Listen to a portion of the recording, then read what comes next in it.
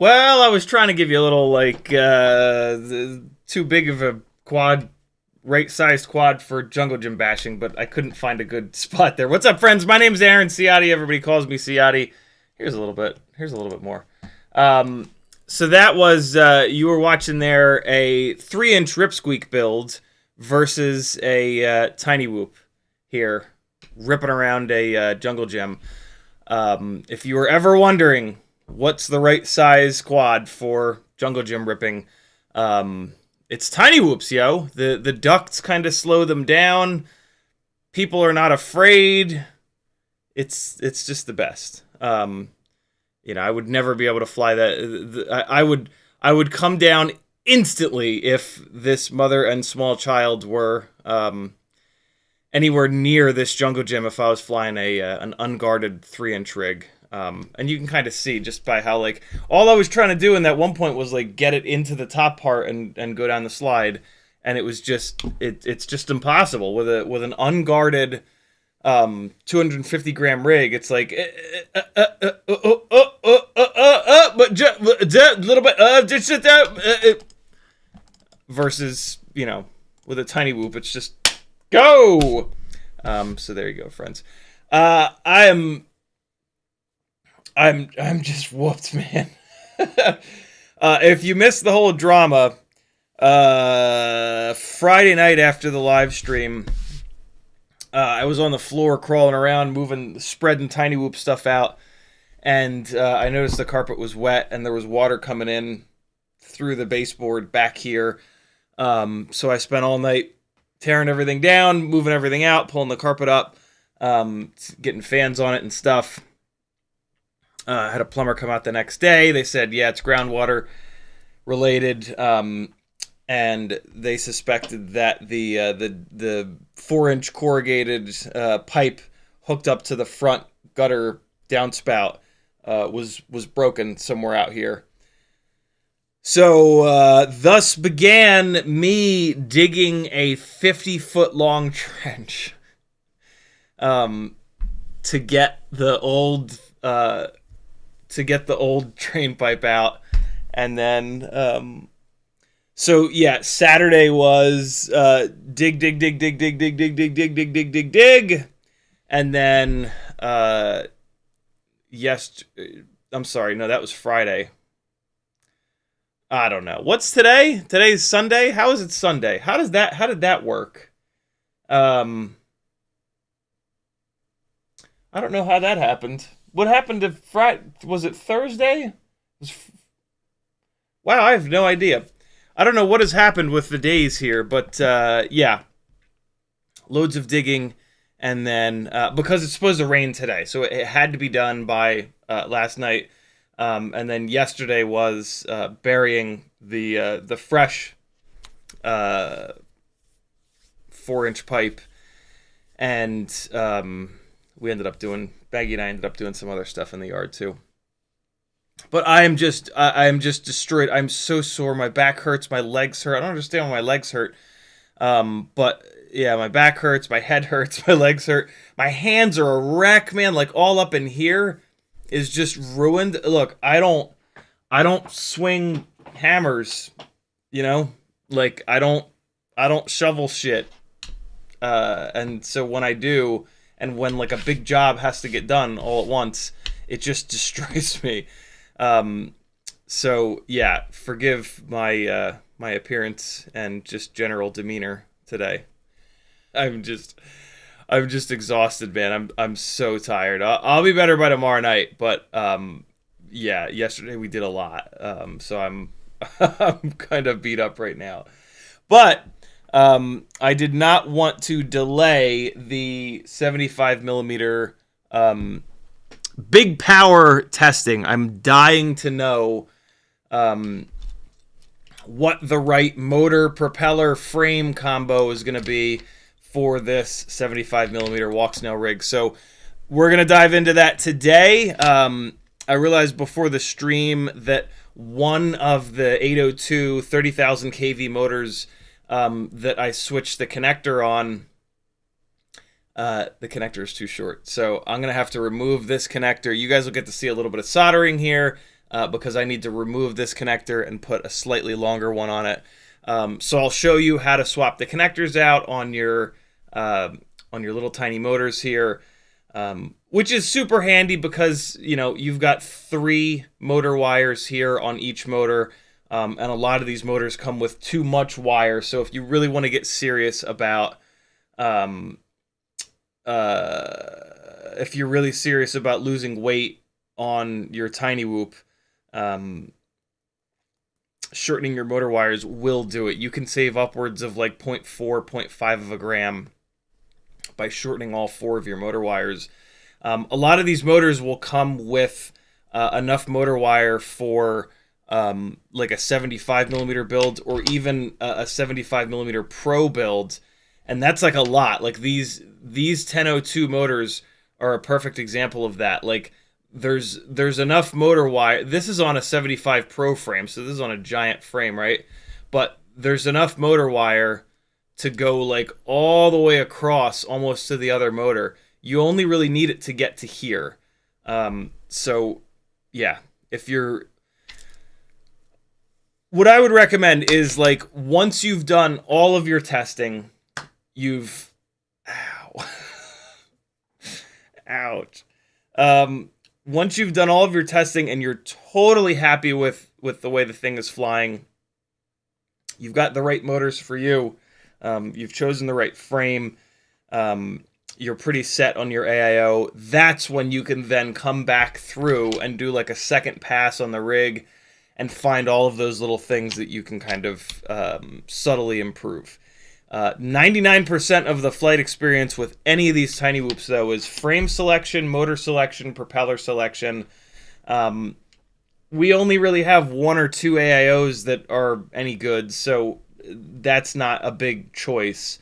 But frame, motors, propellers, and then we only really have like 1 or 2 batteries as well, so the battery selection doesn't really matter.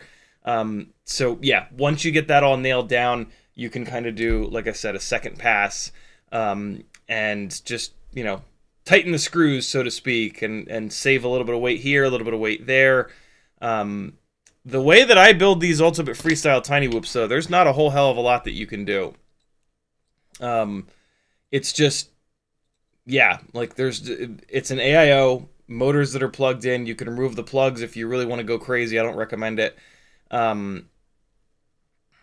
Propellers kind of are what they are. I've really found this canopy to be incredibly strong, way stronger than the rest. And that's kind of it. There's not a whole lot after that. Also, I'm going to try to figure out the RSSI problem with this rig. I'm going to, on one of these frame swaps, I'm going to try to remember to separate the VTX from the flight controller for a second, and then I'm going to take the ELRS wire out from in between the boards, and I'm going to send the wire out the side and then up the canopy. I think maybe the wire being in between both boards, it's really close to the HDZero, to the walk snail VTX, and it's picking up a bunch of garbage. So we'll try to get the RSSI situation straightened out on here. So yeah, we're doing all kinds of stuff. I gotta remember to stop doing that. Also, there is a really cool CFD analysis done over on Facebook by somebody on 65mm TinyWhoop frames that I can't even wait. Let's take a look at it now. It's just so cool. So this is kind of done almost as a joke, as a continuation of the which way is forward on a whoop frame, the point facing forward or the point facing back. I don't care about that. What I do care about is the visualization of how much more difficult it is for the rear motors than the front motors. We've talked about this lately, but yeah, this really shows you the front motors are getting all this clean air that they just have to scoop right up and in, right? Like, look at it barely has to change the direction of this air, and this the darker blue color is a really short path here. This dark blue is a low pressure zone where all of the work is getting done. And so for the front motors, they're able to pull all of the air that they need from this tiny little area. They don't have to reach out and grab the air up here. They can just grab the air in this little area, versus the rear motors. Look how much farther out the rear motors have to reach to grab this air, right? So this is really nicely showing how much more work the rear motors need to do, which, you know, we kind of talked about recently. So I thought that was kind of cool. This is even cooler. Again, what this person is trying to show is where the point should go. But we don't really care about that, because as we talked about, the little point should go rearwards, because that gives you a little bit more space to pass your battery connector through, and the difference it's going to make. Look at this visualization. Good Lord. This is really cool stuff, man. CFD is fascinating. Oh, look at that. Look at that. That is fancy. Yeah, I mean, once the battery is in here, the little point is just doesn't. Yeah, it's just useless. It's interesting. But yeah, no, I think this is a really cool. Oh, look at that! Look at that! So if we pause this at the rear motors, you can see it pulling the air in. This is really cool stuff. Oh my god, what a bunch of nerds we are. Here's the link to this for anybody that cares. It's in the chat. Should be able to click it. Oh, look, Bob. Bob is saying the same thing. That's super funny. Seeing the difference between the front and the back like this is awesome. Also, I just realized the likely real reason why the rear always works harder than the front. It's probably because the front doesn't need to pull the whole body through the air. That's an interesting way of thinking about it. Rear needs to battle air pressure on the entire fuselage and fly the craft. Is supported by the fact that an increased front-to-back dimension improves performance. Longer user torque lever on the body, which is all the air pressure on it. Yeah, very cool stuff. This is stuff that we haven't really seen. And yeah, pretty rad to kind of get to see that. The aerodynamics of quads in general are outrageous. It's pretty impressive that we can get these things to fly at all. So yeah.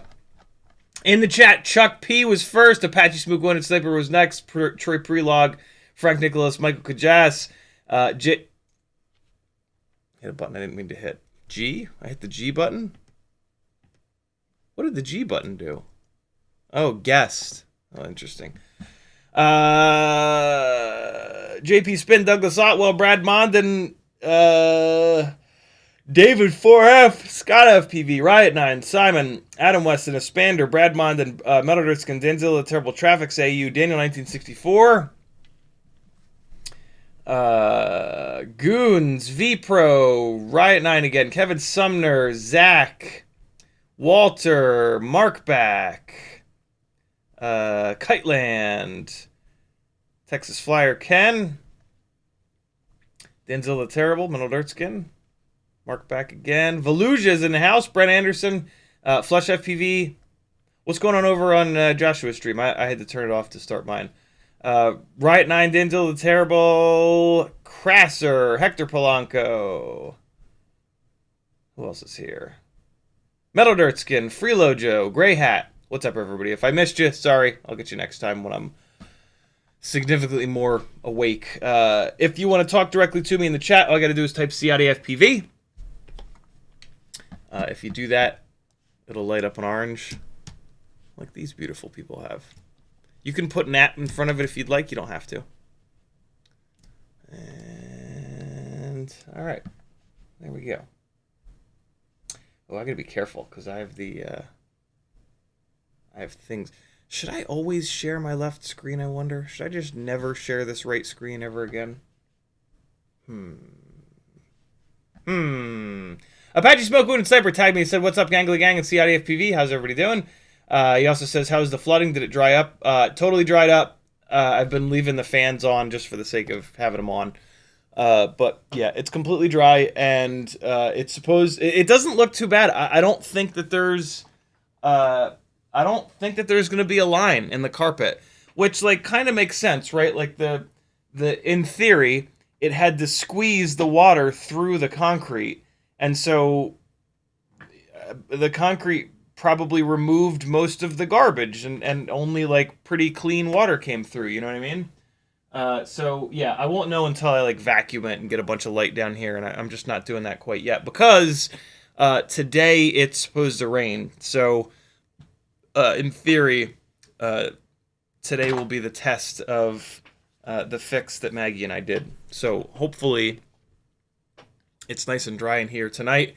It's supposed to rain again tomorrow, so I'm going to wait again, let it rain again, and make sure it's not getting all wet. And then, yeah, Tuesday I will, in theory, put everything back the way that it was. And hopefully this doesn't happen again. We'll see. It hasn't happened since we've been here. This has not flooded since we've been here, which is interesting. So something changed. We just got to figure out what that was. Yeah, the plumbers thought that it was the thing that I did. So and they see this all the time. So hopefully they were right. Espander says hi. Simon says, can we also quickly mention flight controller for the 75mm build? Will the Happy Model 2G4 still be good? It will indeed. Well, if you're doing a analog jungle gym well, no. On any of these 75mm builds, right? I've been running the BetaFPV 5-amp cross AIO, and it's been totally fine. You know, you might think that a 5-amp ESC is not going to be enough for like a 75mm big power walk snail build, but think of it this way. It's 5 amps times 4, so that's 20 amps total. That's the continuous rating. The burst rating is going to be 6 or 7 amps. On the Happy model, it's 6 amps. So now you've got 24 amps of leeway for up to 6 seconds straight, which none of these power systems pull. None of these power systems pull 24 amps on 1S. So yeah, these 5-amp ESCs are completely fine for 65s, for 75s. Once we got up into 85s with like bigger motors, I think we would maybe max them out. But for 65 and 75mm rigs, these 5-amp AIOs are completely fine. The Mobula 6 F4 5-amp is still my favorite. But if you're going to do a walk snail build, you don't need the VTX that's built into that AIO. I've had really good luck with these BetaFPV Cross ELRS AIOs for these walk snail builds. So, yeah. Bright9 says, I think you mean, and then something I refuse to say out loud. Mark Back says, hi.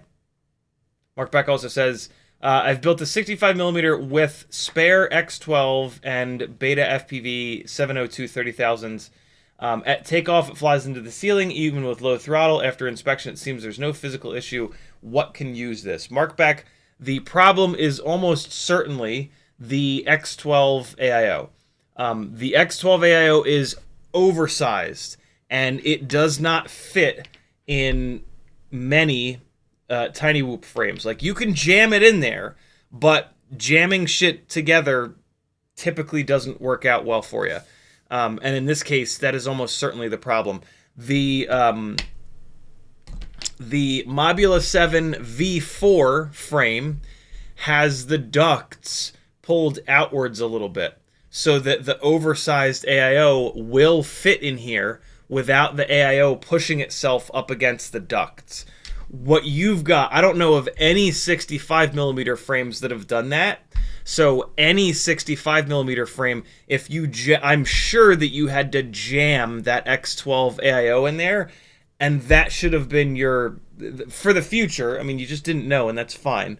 But for the future, that's a problem. You need the components to fit together like properly without having to ram anything together. So what you've basically done, all of the 65mm frames, these ducts are a little bit farther inward. They're not set up for that oversized AIO. So what's going on is your AIO is pushed up against these ducts, and what that is done is hard mount the AIO. So every single vibration coming from the motor and propeller is going directly into the AIO and directly into the gyro. And that's just too much. You need for your AIO, the reason why they give us the little rubber grommets, the little rubber gummies, some people call them, is so that you can gently put your AIO down into there, and the AIO can float on those rubber grommets. So the frame and the motors and the propellers can vibrate all the hell they want. The AIO is up here on nice rubber dampers, and it's going to stay nice and smooth while everything vibrates below it. Some of those vibrations are, of course, transmitted up into the AIO, but a lot less of them. So, yeah, that's almost certainly what you've got going on. That X12 AIO only really works in a Mobula 7 V4 frame or like a toothpick style frame where just basically nothing can be pushing into it. Take a look at the rig and you'll see what I mean. Your ducts are not going to be round. Your ducts are going to be like this because they're going to be smashing into that X12 AIO. You can't have that. You got to have everything go together smoothly without like smashing stuff together. D'Angelo the Terrible says, if you're sore and exhausted, pour yourself a glass of wine, bath lights, some candle, self-care. I enjoy hanging out with you beautiful bastards. So this is hanging out with you folks is as much self-care as I really need. And, you know, what's 2 hours? We can hang for 2 hours and then I'll relax for the rest of the night, you know?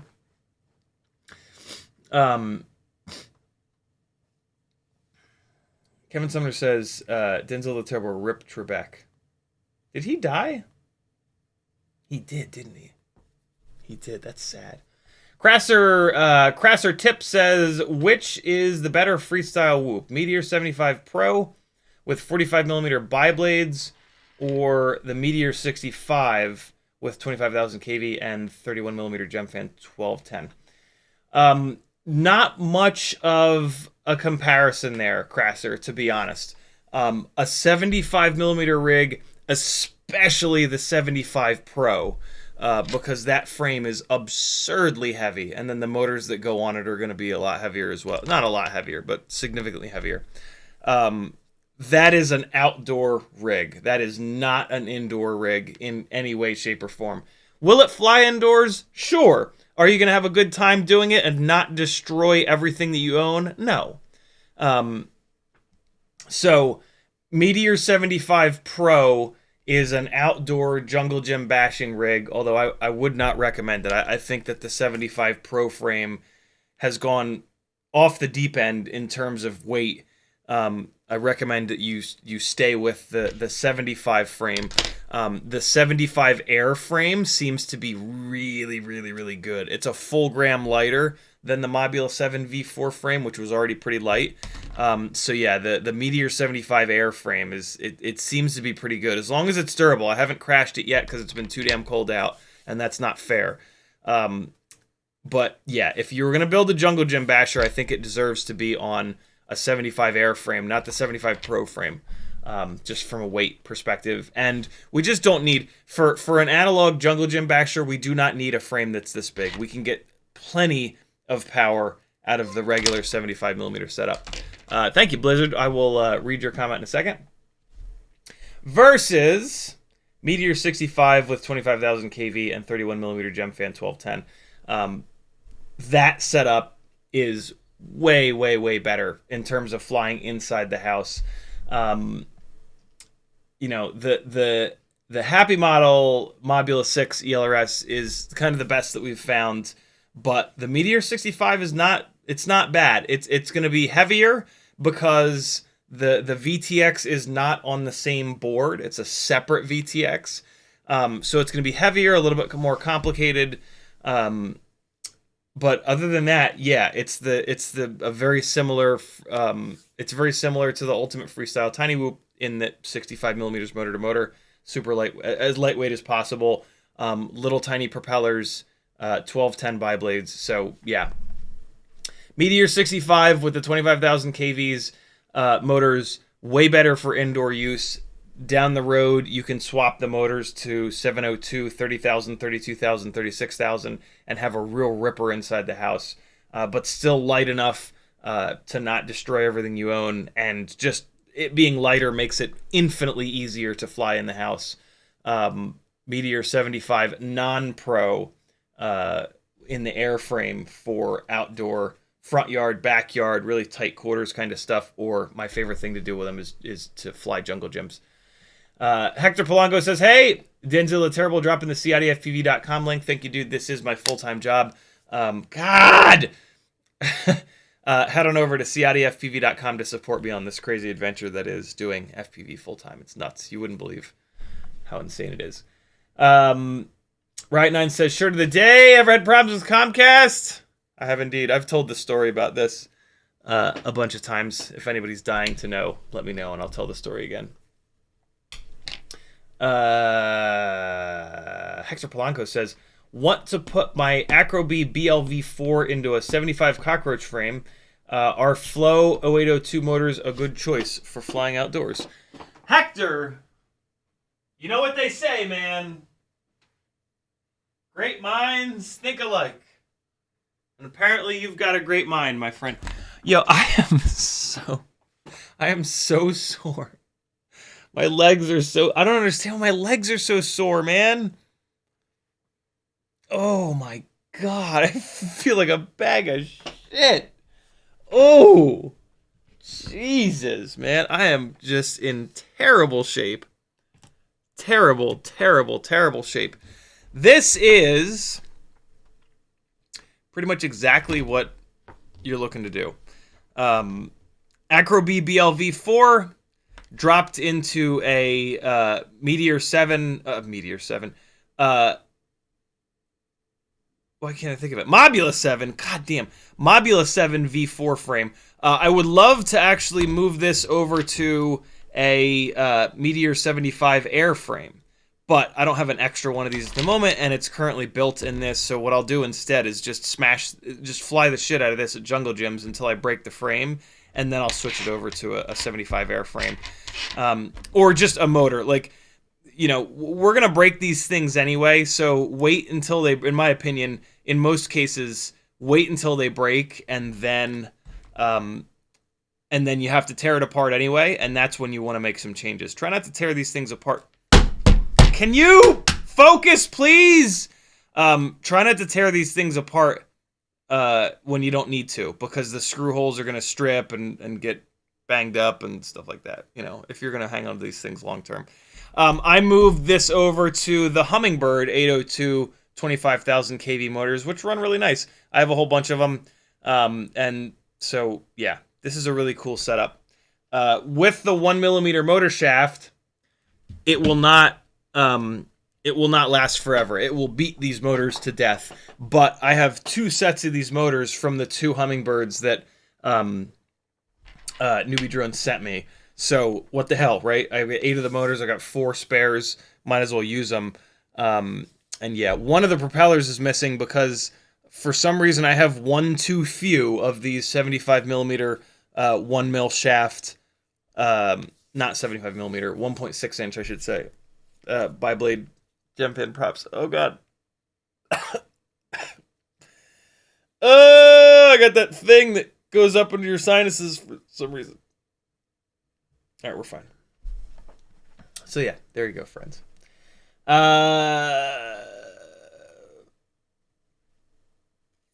What was the actual question?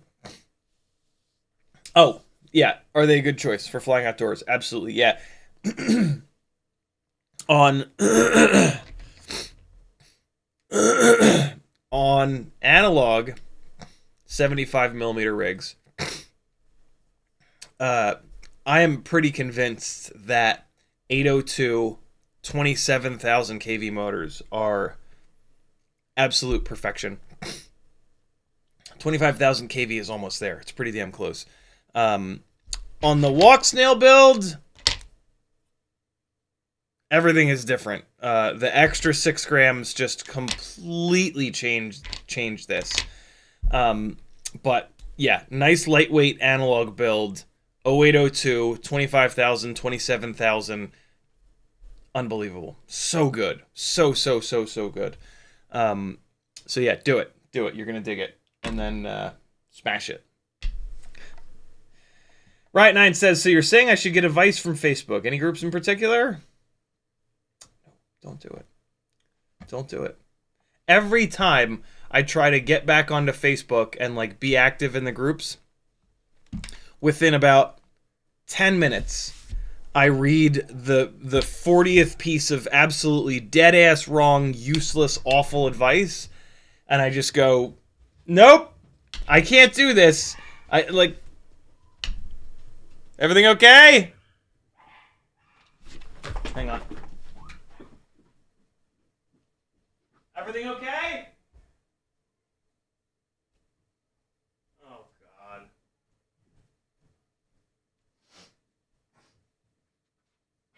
Teddy Spaghetti was yelping in a way that that he doesn't usually yelp. Apparently he was chasing a squirrel. So I got a little freaked out there. Sorry, guys. All right, hold on.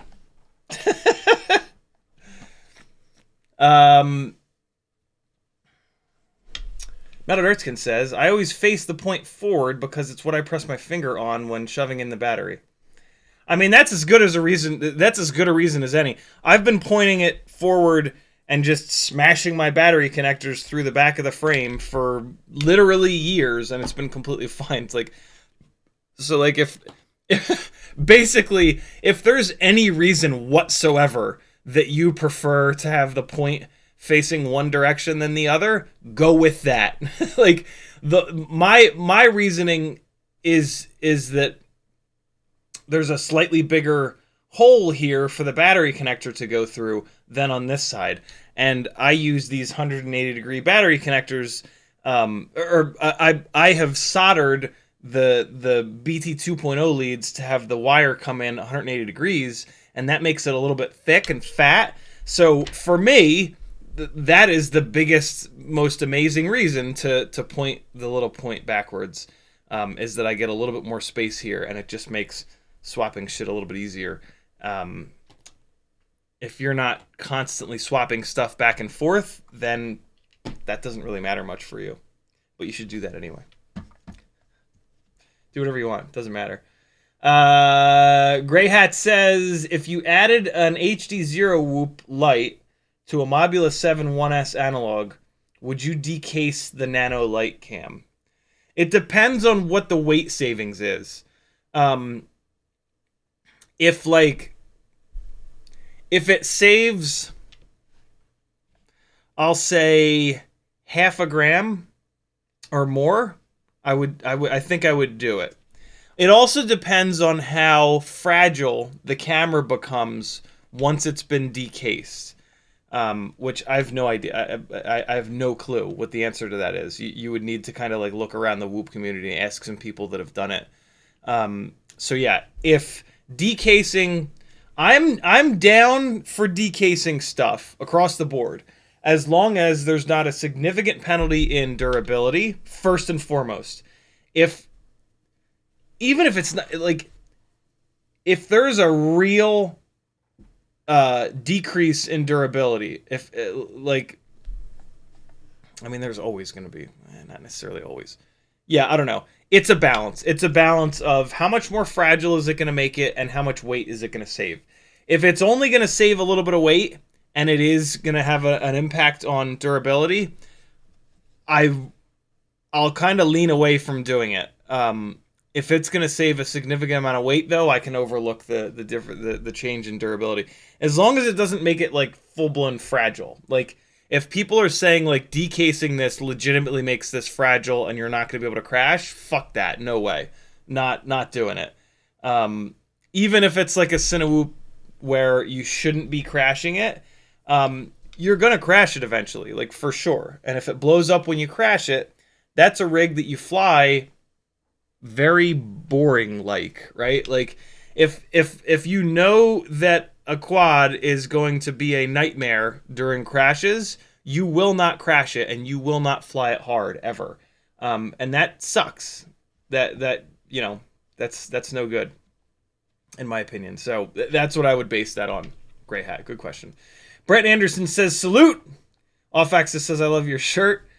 I wish that I wish that I could tell you guys where to buy this shirt, but this shirt was made for in a very short time period by a little tiny artisan shirt maker in James Island by Charleston, South Carolina, and they don't make it anymore. They haven't made it in a long time. I don't think they'll ever make it again, because the thing that Comcast was doing to screw Charleston over, they stopped doing. And then this shirt stopped being made. Adam Z says, can you recommend motors and AIO for indoor 65mm? Thanks a lot. Adam, can I ever? I've done a whole bunch of work on Joshua's website, and the easiest spot to find the ultimate freestyle TinyWhoop, other than just like my live streams. I have millions of live streams. If you search my channel for ultimate freestyle TinyWhoop, you'll find them all. Surrounding the best indoor freestyle TinyWhoop setup in terms of freestyle. So if you go to fpvknowitall.com and you drop this down, and you hit TinyWhoop FPV drones and parts, here it is. You've got the 65mm freestyle build here, and then the 65mm race build here. So whichever one you're doing, for me personally, it's the freestyle build. Read through this. I've spent tons of time writing all of this content out for all of these, and they really explain why each part has been chosen. But this is it, man. This is how to do it. These motors are a really good all-arounder. They're kind of the best all-arounder. 702 30,000 kV. Personally, I prefer 32,000 kV or even now the 36,000 kV motors. In fairness, though, unless you're a really, really, really good pilot, these motors are what you want. The 32 and the 36,000s are legitimately hard to fly. So if you're not like 1,000+ batteries into FPV, I would not really recommend them. Although you could get them and then just motor limit them down in the PIDs tab. That's totally fine. And then down the road, after you've flown a ton of batteries, you can turn the power back up. But yeah, this is the combo, man. It's pretty straightforward. It's based on a Happy Model Mobula 6 ELRS, and then you're going to swap the frame over to either the old school Meteor 65 frame. Nothing wrong with that one. If you want to save a little bit of weight, the Newbie Drone Cockroach 65 V3 is my current favorite frame, or the WeBleed FPV Crown frame is also really good. Ultra short singularity antenna is just for fun. This is not like a requirement of the build. The antenna that this thing comes with will work totally fine. BT 2.0 is an absolute necessity. The folded cell BT 2.0 batteries are an absolute necessity. The Gemfan 1210 biblades are brilliant. There's also now the HQ YOLO prop that's a little fragile, but it is also really good. It's the HQ Ultralight 1.2-inch propeller. And then the motor swap is absolutely essential too. The 702 high kV motors are magic. So BT 2.0, those batteries, the propellers, and the motors are really the biggest. You're going to have to swap the frame anyway because the frame that this Mobula 6 comes with is junk and it's super fragile. So yeah, those are the essential parts of the build. I do have my own, so those are all Joshua's affiliate links. I do have my own affiliate links here over on CiottiFPV.com. So if you're doing your order on WeBleed or Newbie Drone or Race Day Quads or Get FPV, please do me a favor and hit my affiliate link at any point before you check out, and then I'll get a small percentage of your order as a thank you for referring you to X, Y, or Z website. Hold on. Hold on. Why is this not... Oh, there it is. User error. I need to reorder a couple of these. I just like kind of dumped these in here and I didn't order them properly. There we go. Okay, that's a little bit better. Yeah. All right. So, yeah, I've got a whole bunch of affiliate links, friends. Every time you're ordering something on the internet, try to use somebody's affiliate link. It makes a huge difference. I have affiliate links for WeBleed, Get FPV, Newbie Drone, FPV Cycle, Amazon, Race Day Quads, Oh My God, Brain 3D, HDZero, Flywoo, Emax, Banggood, Camera Brother, and AliExpress. All you have to do is hit this link at some point when you're doing your order. When you hit these affiliate links, it drops that person's code into your shopping cart. So if you're working on a shopping cart at any point, you hit somebody's affiliate link, their code is in there and it's locked in. You continue to go with that shopping cart and check out, and you're all set. If you let that shopping cart sit and that company deletes the cart, I believe it also deletes the affiliate link. So what some people have done is change their bookmarks to my affiliate links or somebody else's affiliate links. That works too. Whatever's easiest for you. I've also got a Patreon. That is the one way that you can help me out the absolute most. But you can also buy some stickers, buy some t-shirts, work one-on-one with me, or just hit this PayPal button and support the cause directly. This is totally crowdfunded thing that we got going on. That's why, you know, I can talk shit about everything and not worry about companies not sending me stuff anymore.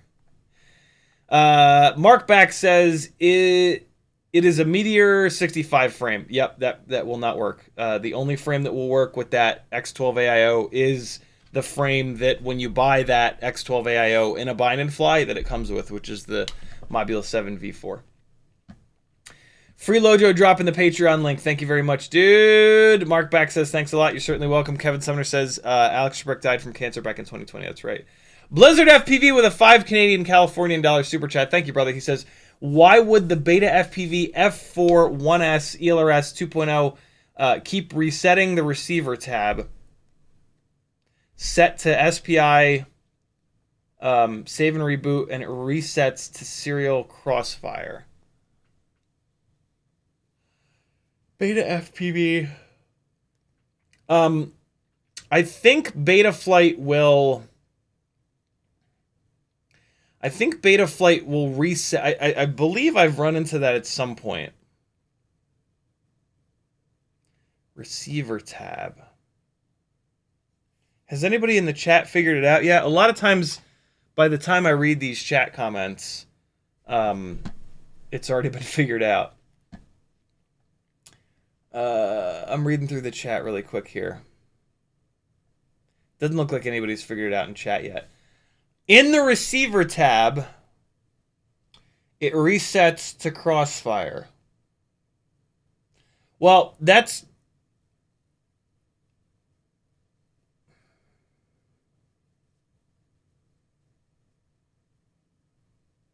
BetaFPV F4 1S. That's in this. That's in this. A lot of times when they do that, they're doing that for a reason. And I believe the reason is that that's the protocol that it needs to use on that ELRS setup. So hang on, let me look. This is that exact same AIO. Let me just really quickly go in here and... Yeah, see, so it wants to use... So this is the correct setup for it. Oh, okay, it's UART based. That's why. It's because it's not SPI based. That AIO. So when an AIO is UART based, it will default to this CRSF serial via UART setup. When it's SPI based, it will default to that, right? So like it should, if I try to save this, it should reset it, just like what you're experiencing there. Let's see. Yep, there you go.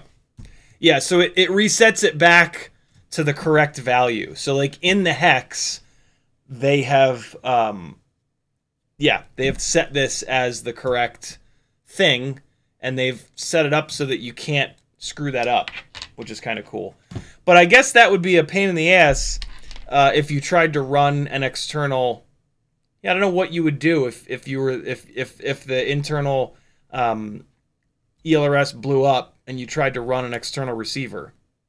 Oh, you would have you would set something. Oh, you know what? It's ports driven. I think it's ports driven. Well, I've disconnected it by now, but in the ports tab, you do not have the any of the switches turned on for it to be looking at a UART. Here, look, ready? So in the ports tab, oh well, no, I guess you do. Oh, okay. Well, yeah. So if you had to, if you wanted to change that, you would need to turn this serial RX switch off here. So when Crossfire is SPI based, you do not turn this serial RX switch on UART1. The fact that this is turned on is the reason that this keeps defaulting to serial via UART. So if you were going to run an external receiver on this setup, you would turn this serial RX off, you would save and reboot, and then it would allow you to change this over to something else. I mean, you wouldn't change it to SPI, though, because that's built in. But, yeah, that's the actual answer to your question there. That's a good question. You got me thinking for a second. Yeah, that's what's going on there. Kevin Sumner with the CiottiFPV.com link. Thank you for the support, Blizzard. Very cool of you. A little super chat action. Kevin Sumner says, if the Happy Model 2G4 AIO doesn't come back, what will you do if you had to decide right now? BetaFPV cross with TBS Nano VTX. I think it would be BetaFPV cross with... I would go crazy figuring out what the lightest weight VTX is. And I would be very upset. But luckily for me, I have 2 extra of the, and I think you guys should too. Do whatever it takes to get a Happy Model ELRS F4 2G4 or 2 or 3 extras in case the new one is worse, which I suspect that it might be. I hope I'm wrong, but Morton Upshot says getting old. Yeah, I know. It's true. It's true. Simon says, oh my god, using brand new batteries is pure drool. It is indeed. Outgoing were average 3 minutes, but died down to 2 minutes. New batteries, first cycle 4 minutes, settled to 330. Pretty hard flying. Brand new Lava 300s. Yeah, I've recently learned that as well. I have a bunch. I've been running a bunch of these WeBleed batteries like crazy for the last 6 months. And I just got a set of new TinyWhoop and a set of the Tattu branded. They're all the same batteries. And I've been just blown away by how good the fresh batteries are. It's wild. Half Baked says, just bought a Mobula 6 0702 26,000 kV. Pull the motors immediately, LOL. No. The Mobula 6 0702 26,000 is the best bind and fly TinyWhoop ever. And those 0702 26,000s are awesome for most people. I'm not most people. The whole 30,000, 32, 36,000 kV thing is just, it's just bananas. For most people, those 0702 26,000s are brilliant. So fly them for sure. Also, let's all stop upgrading stuff the second that we get it. Let's fly stuff a little bit, bind and fly out of the box to make sure it's not going to catch on fire. 10, 15, 20 batteries minimum. And then let's start upgrading stuff. This way, if it does catch on fire 2 batteries in, you can say, hey, I didn't upgrade this at all. You're going to say that anyway, even if you did upgrade it. But you can not lie and say, I didn't upgrade this at all. I definitely didn't put 36,000 kV motors on it that shoot fucking fireballs. And it just blew up, and you can sleep well at night. So yeah, definitely fly it with those motors. They might be plenty for you, depending on where you're at as a pilot. You know, if you're 6 months into your FPV journey, they're probably going to be perfect for you. If you're 6 years into your FPV journey and you've spent a lot of time getting good at flying, they might not quite be enough. But fly them anyway, because they're brilliant. The 702s on a Mobula 6 is amazing, regardless of the KB. Abraham says, hey, dude, long time. Hope you're well. I am indeed. How about you, brother? Good to have you back. Hopefully you've been doing something fun. Aaron Miller says, how's the basement? It's dry. Hopefully it's still dry tonight after the rain. It's supposed to be raining now, though, and it's not raining, so I might have to wait till tomorrow for the rain. Riot9 says, yeah, you do have millions of live streams. When's the next edit to get... When's the next edit to get 500 views? I have a bunch of edits that are half done that I just need to finish. I've just been very lazy. I've not been in the mood to edit, but sooner than later, hopefully. Grey Hat says, can I send you a custom quad to fly and get your thoughts on, but then you send it back to me, LOL. You can, Grey Hat, but I will tell you the same thing that I tell everybody that wants to do that, which is that I am backed up on like viewer slash just I am backed up on rigs that people have sent me to get for me to fly by about a year. So if you want that thing back within the next year, don't send it. I still have the rubber ducky quad from Dare V that I have not had a chance to get up in the air. And he sent it not quite a year ago, but a long time ago, and I feel terrible about that. But it's been I know this to not be a super durable rig, and by the time that this got to the front of my queue, it was already cold out, and this thing has a whole bunch of TPU on it, and TPU in the cold does not do well, and I would really rather not send back a broken rig. So I am eagerly waiting for the temperatures to kind of come up so that I can fly this thing and get it back to him, because I've had it for way too long. But I told him this same thing. Everybody that offers to send me something to be flown, I tell them this exact same thing. And if they choose to not believe me and think that I'm exaggerating, that's on them. Like, I specifically say, like, yo, I'm not exaggerating. It is going to take me many, many, many, many, many months to fly this, because a bunch of people have done this, and it's just gotten really backed up. And, I have a lot going on outside of, like, flying other people's stuff. I have a lot of my own stuff that I need to fly. And my own stuff that I'm flying is built to test parts, right? Like, outside of the Q&A and just helping you guys out one-on-one, right? Like, that is absolute top priority. The next priority down for me is continuing to find all of the different part setups that fly really, really good. And rigs that come in from other people typically do not have a setup of parts that I'm super interested in figuring out if it's exactly right, because, I've done a lot of like research around that, right? Like, so the Dare V Quad, for example, has 1408 motors on it. I know that I don't like 1408 motors, and there aren't really many scenarios where those motors are the right fit for a rig to do a job really well, other than like just drag race stuff. And so yeah, like, there's not like a huge burning desire for me to fly this to like learn anything, right? Like, a lot of what I'm doing is just continuing to try to learn. And so the stuff that's gonna the stuff that I'm gonna learn from goes to the front of the queue immediately. And so yeah, that's the deal.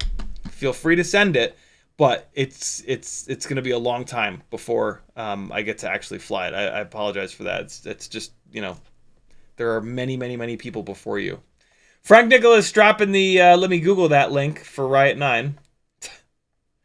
Grey Hat says it's an old Alien Whoop Zero brushed build, but it was really well done and it rips.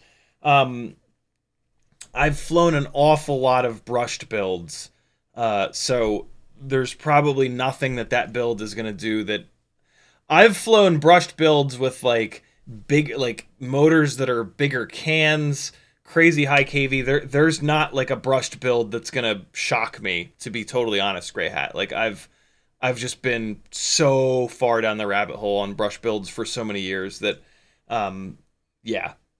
So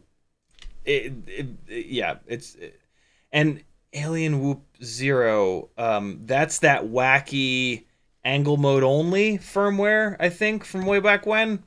I'm not really an angle mode guy. Hopefully that has, yeah. I've probably already talked you out of sending it. But if you're still desperate to send it, feel free. Just again, it's gonna sit here on the shelf in the queue forever. Not forever, I promise. Blizzard FPV says, I've tried both Crossfire and SPI, no good. I'll keep on it. Check your ports tab. Make sure the ports tab is set up properly. When in doubt, just re-flash it. If you just re-flash it, it'll wipe all that stuff out, and you can start fresh. Grey Hat says, what temp do you use soldering TinyWhoop stuff? I do everything at 700 Fahrenheit, which is a little bit too hot for TinyWhoop stuff, so I just stay as quick as I possibly can. The right temperature for TinyWhoop stuff is going to be like 650.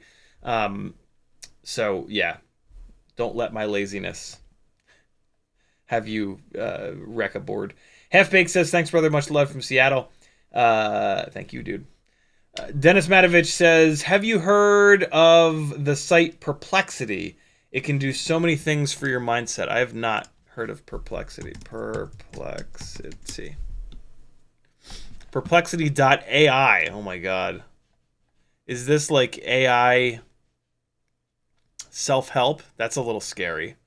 Where knowledge begins. Ask me anything.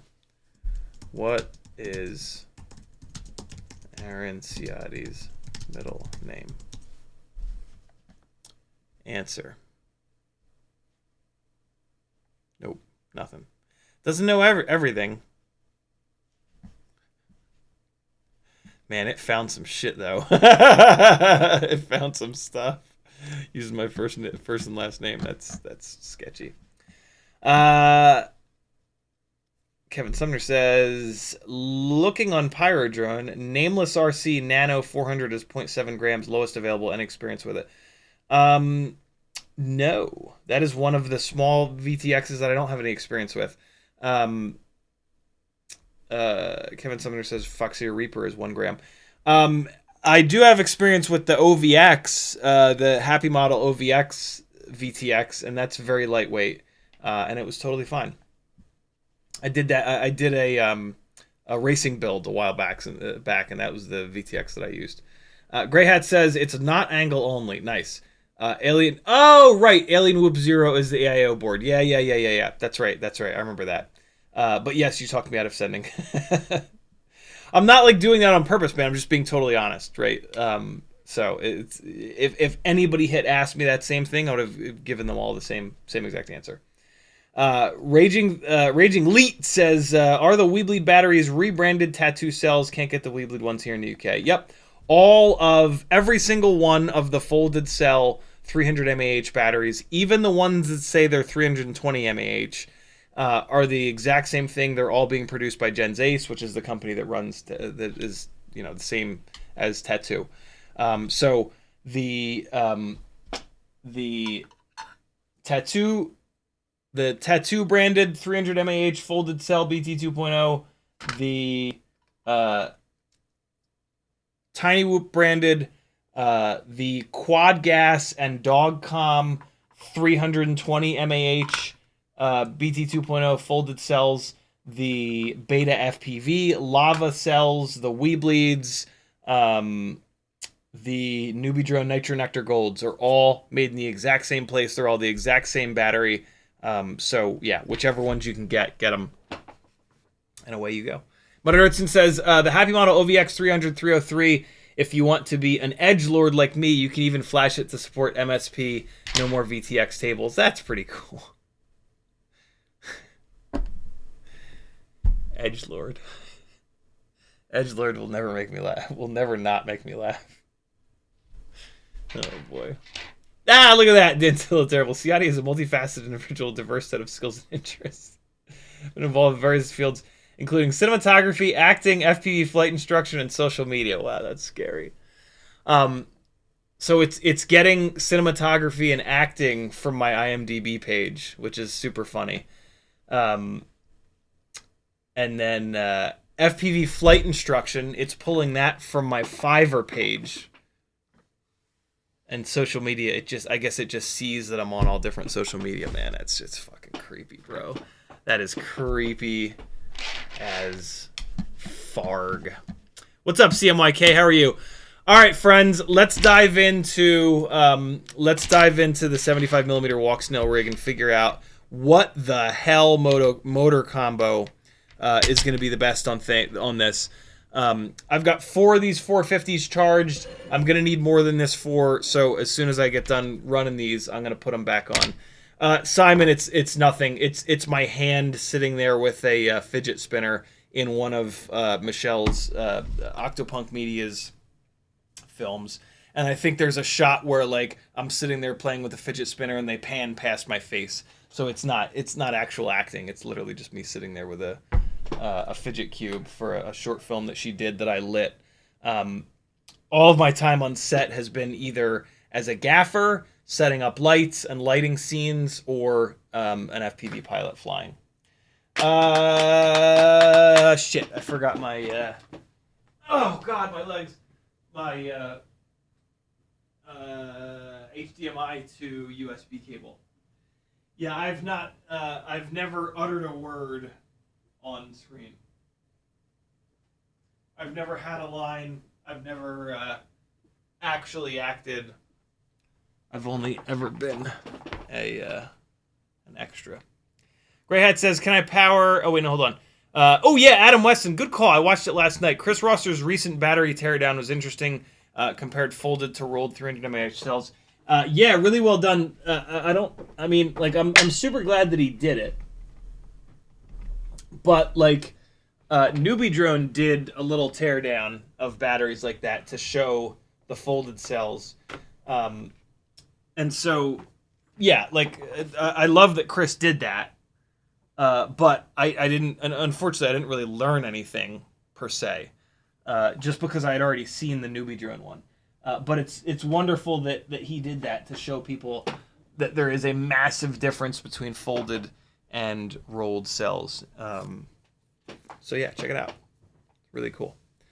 Grey Hat says, can I power the HDZero WHOOP light from a 5-volt pad, or do I need to use the battery leads? You can power it from either, but you should power it from VBAT. There is a 3.3 or 5-volt BEC built in to the WHOOP light VTX. So give it full voltage and let that voltage regulator do its job. Otherwise, you're going to have a voltage regulator, a 5-volt voltage regulator on the AIO sending power to another voltage regulator. And it's just not best practice to have 2 voltage regs wired directly together, basically. So send the 1 voltage reg, full voltage, let it do its thing, and away we go. That's the best setup that I've figured out. Because I have to do the same, I have to make that same decision on all these walk snail rigs. And yeah, it seems to be a better bet to just send them, and it seems to work a little bit better to send them full voltage and let them do their thing. Okay, so we are going to wait. No, we should probably let's do a little tiny bit of bench work first. Let's solder, because I want to be able to I want to be able to fly this rig on, at the moment it's on 0603 30,000s. I want to be able to fly it here, and then I want to be able to take the center section out of here, drop it into one of these other frames, fly it, take the center section out, drop it into another frame. And one of these frames right now is missing a motor because I know that the motor connector is a little bit too short. So let's fix that real quick, and then we'll dive into flying. Make sense? Makes sense, bing bongs? Here we go. Okay. So, the best little simple setup for changing these motor leads out is, all right, well, the first thing I'm going to have to do is peel this shrink wrap away from here. Man, I did such a good job on these the other night. I got the shrink wrap perfectly, and then immediately realized that one of these leads that I used was way too short, which is just incredibly frustrating. But welcome to FPV. All right, so let me just get this shrink wrap off of here. There we go. Okay, so this is mass adhesive electronic goop. It's really, really, really good stuff. It's basically just fun tack, but it does not absorb heat or get as gooey as fun tack, which drives me crazy. So you take your motor, you put it on in there, and then it just kind of holds it really simply. I'm going to use a tiny little bit of flux. When you're working on TinyWhoop stuff, just give in. Your eyes are getting old. It's fine. So are mine. I don't look like it, but I'm 42 years old. Get yourself a set of magnifiers like this. It just, like, you'll be able to see what you're doing. And when you can see what you're doing, the end result is so much better. I promise you. Like, nobody sees you when you're working on this shit. You're going to feel like an asshole, but you'll be fine. I promise. Just do it. All right, so I'm going to take just a little bit of flux here. You got to be really careful on these TinyWhoop motors to not use too much flux. If you do use too much flux, it'll spread out and it'll get up into the bushing and on the motor shaft, and then your life will suck. That motor will not spin. It's important to turn your soldering iron on. That's a great first step here. So the first thing we're going to do is just remove this. I've got another set of wire leads prepped up here. I've got a little piece of shrink wrap. Here, let me show you with the little close-up cam. So I've got a little piece of shrink wrap ready to go on here. I've separated the leads. These leads are long enough. These leads are ever so slightly not long enough. So I've put a little bit of flux there on the jib jabs. Soldering iron is coming up to temperature. 531, 539, 557. It's going to come all the way up to 700. And away we shall go once it gets there. So let me do this. If it goes in and out of focus, like, you know what you're looking at. You've seen me do this before. All right. If you haven't, just click any live stream. Most live streams I'm soldering. That's not true. But there are plenty of live streams where I'm soldering. All right, here we go. So you can do all three of these at once if you're in a hurry. Just put the soldering iron tip flat against all three of them and kind of rock it back and forth a little bit, and there you go. And now we'll take the replacement lead. I like to solder these on so that the connector, so that that part of the connector there, hold on, so that this part of the connector here with the little latches on it is up.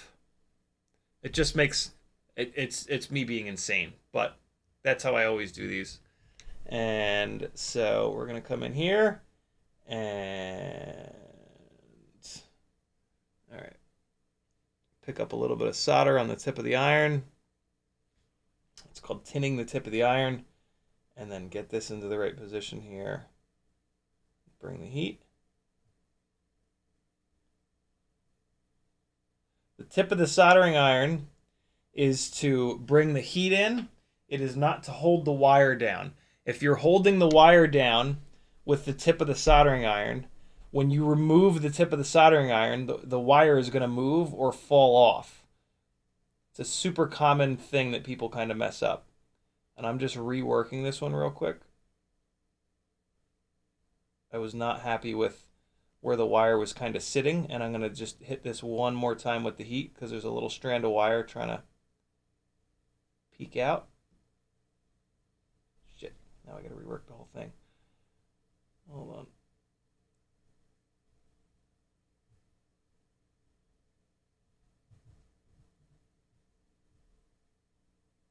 Jesus, I'm all jittery today. I'm going to have to do this one more time because I was just moving all over the place. Let's get this a little bit better here. Not happy with how this is sitting. Hold on. There we go. That'll be better. Yeah, this, I'm just, I'm not on top of my game today, but that's okay. All right, let's undo this.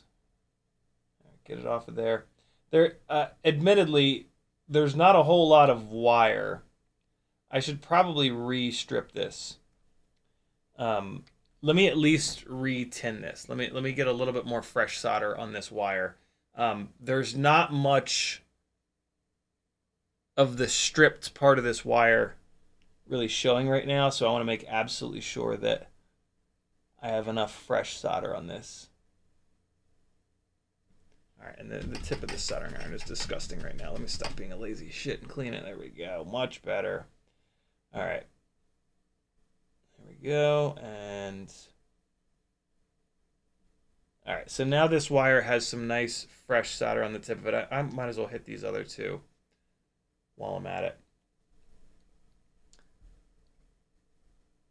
All right, there's one. Last one. All right, good to go. And let's try this one more time. I'm going to do this with the tweezers, and I'm going to try to brace the tweezers against the desk to help with the shakiness that I've got right now. I'm probably just hungry, but it doesn't matter why.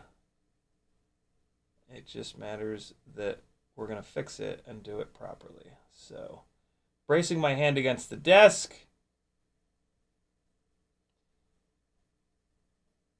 If you've got like a big blob of solder that has built up on the pad. You can use the tip of the soldering iron initially to like kind of push down and flatten that blob of solder out. But the whole time you just want to be making sure that your whatever's going on with your left hand, if you're using your bare fingers or if you're using tweezers, you just want to make sure that most of the control of the wire is coming from that left-handed situation rather than yeah, just like gravity holding the wire on. All right, so we got that first one. That's fine. Let's get the middle one. Maggie and I finished The Crown last night. What a fucking series. Oh my god. It was really well done. All right, so the first one is always the easiest one. Then you get into the more difficult ones, mainly because the first wire is sort of in the way. And so it's kind of tough to get tweezers and the tip of the soldering iron in here. But you can do it. If I can do it, so can you. There we go. All right, that's two. Let's come in here with the third one. Just grab the wires with the very tips of your tweezers. That'll help get stuff out of the way.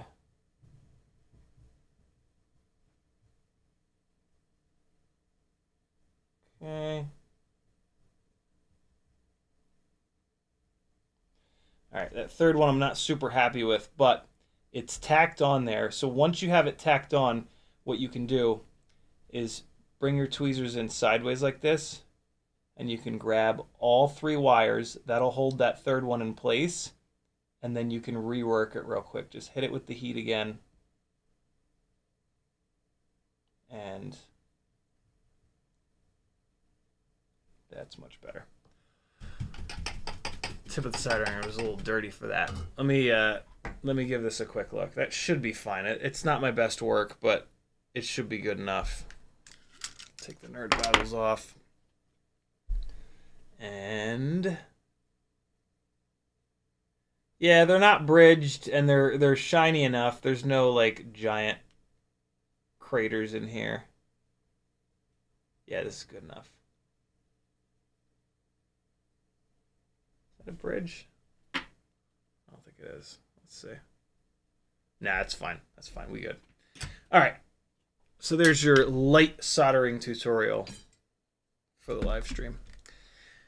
Okay. Last thing we need to do here is just pull the shrink wrap up and get it shrunken down. The shrink wrap is going to try to move off of the little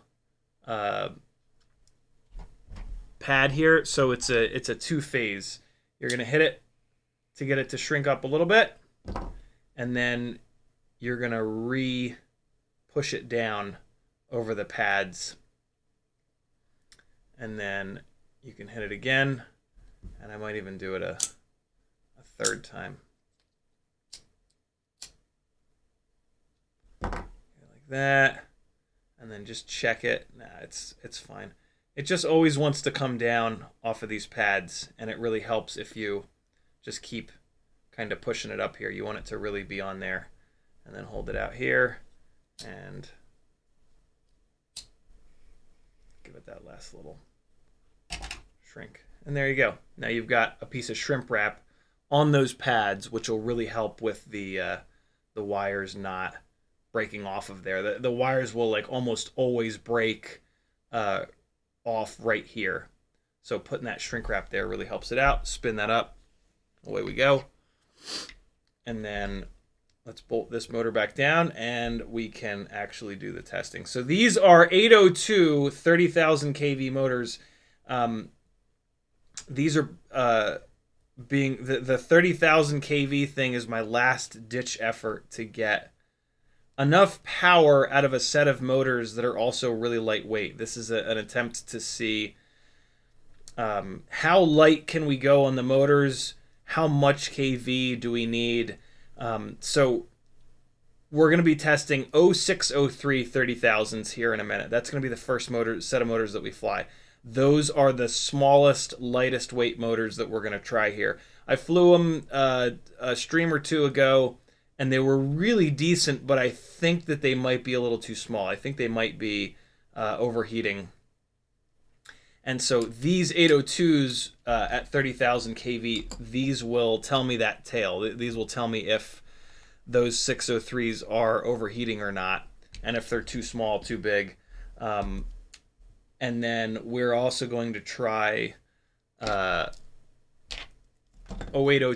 27,000s and 1002 23,500s on the massive 45 millimeter WeBleed. So we will get like a full look at all of the most powerful, highest kV 1S motors that make sense on a 75 millimeter prop. There are higher kV motors available, but on these bigger propellers, they don't make sense. Namely the Omnifixo 0802 33,000 kV motors. They will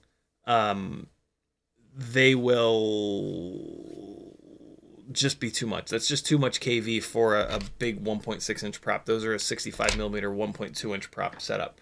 Grey Hat says, since I have low dexterity in my left hand, I use helping hands to hold the wire touching the tin pad. A great option.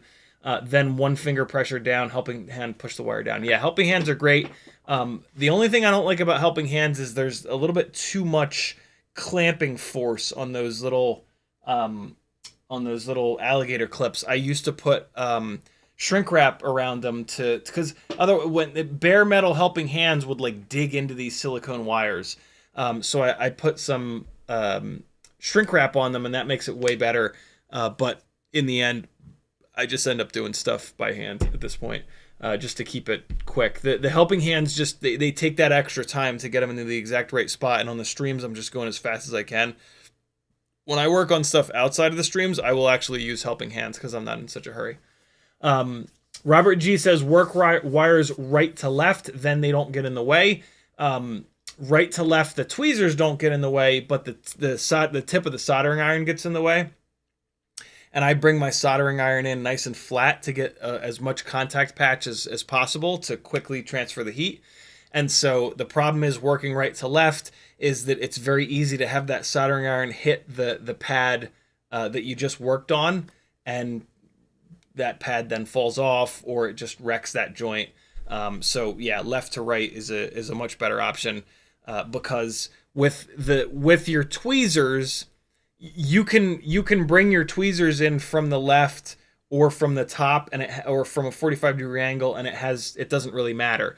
The tip of the soldering iron, if you work right to left, you have to bring it in at a really steep angle, and I don't like that. I like bringing it in a really shallow angle so that we get a good contact patch, heats up the pad, away we go. So I've played around with right to left, left to right in the past. We've talked it to death on these live streams, and I almost always settle on left to right, so that I can get that soldering iron as flat as possible.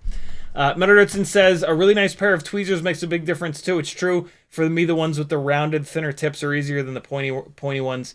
Yeah, having a bunch of different tweezers is really important. There's going to be different jobs that work best with different ones. I even have spring-loaded ones. So yeah, have a nice little array of tweezers. And then, yeah, I mean, there's no right or wrong answers here. Like, you know, and there's also, you could argue that there's a specific tool for each different, like, motor and whatever, day. So yeah, have a bunch of different tweezers and you'll find the ones you like the best.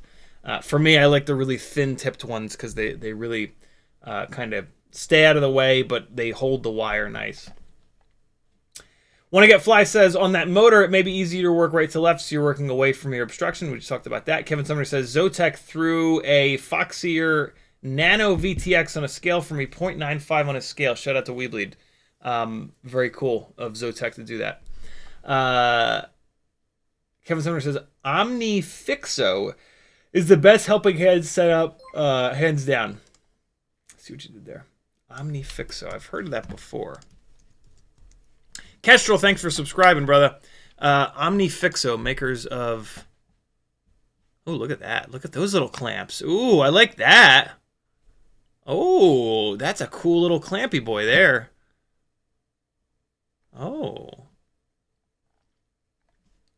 I've actually not seen this. That is a very different... it's a flat clamp. Instead of being like an alligator, instead of being an alligator clamp, it's clamping totally flat. That's pretty slick. Omnifixo. Look at that. Huh. Very cool. I love those little clamps. Look at those little buddies. Hey, look at that! Oh my god! Omnifixo featuring Joshua Bardwell. Shit, yeah. Magnetic joint with rubber nub friction. That's hot. That is hot! No, look at no aggressive alligators. Secure clamping without bite marks or scratching. Yeah, that's the reason I don't like the alligators. And then yeah, the wobbly arms. The wobbly arms are usually fine, but yeah, they do. It's funny they call it out. They do lack precision a little bit because the wobbly arms, like you put them where you want them, like you push against them and you put it into tension. And then when you let go of it, it kind of bounces back. So you have to push it like beyond where you want it and then have it bounce back into exactly the right position. This little setup here is using what appear to be ball clamps, which I've used quite a bit with photography stuff. And with those, you put them exactly where you want it, you clamp it down, and it stays exactly there. Meccano Studios has 2 Omnifixo systems, one for work, one for home. Incredible, will never go back. Danzilla Terrible loves rubber nub friction. Simon says Omnifixo are awesome, different kind of helping hand. Very cool. If I used helping hands, I would probably do this, but man, I've just grown accustomed to doing everything by hand. This is hot though, yo. Omnifixo, what a fun name too. American dollar. Man, now I kind of want to snag one. No, I'm good. I'm good. We're fine. We're fine. Don't buy anything. Don't buy things. Let's fly. 0603, 30,000 kV on Gemfan 1610 biblades. That's where we're going here, friends. Let's turn that off. We'll turn this on. Should have video in a second. Frank Nicholas says, Bard will review it, and I reviewed it, and I purchased one. Simon says, you don't need them. I've just watched you steadily hold a wire. I like coffee too much. Ha. Yeah, I'm pretty steady. There is a significant amount of technique involved in that though, which is basically just bracing your hands down on the desk. This part of your hand, you want to get that down on the desk.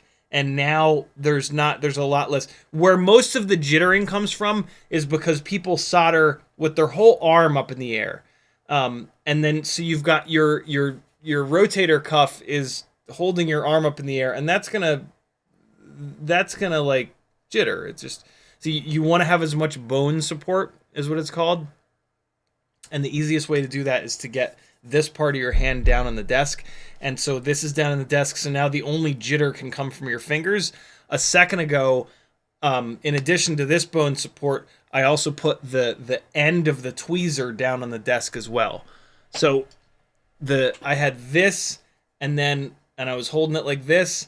And then I dropped the end of the tweezer down like that. So the only amount of jitteriness was coming from like this angle. You'd be surprised with good bone support. I mean, this is shooting stuff. I learned this back in airsoft days. You want to have as many physical contact points as like bone contact points as possible, so that you're not muscling something up in the air. And yeah, you can apply that to anything where you need to be steady. So there is some technique for it. Some technique baked in, I should say. All right, this is up. Here we go.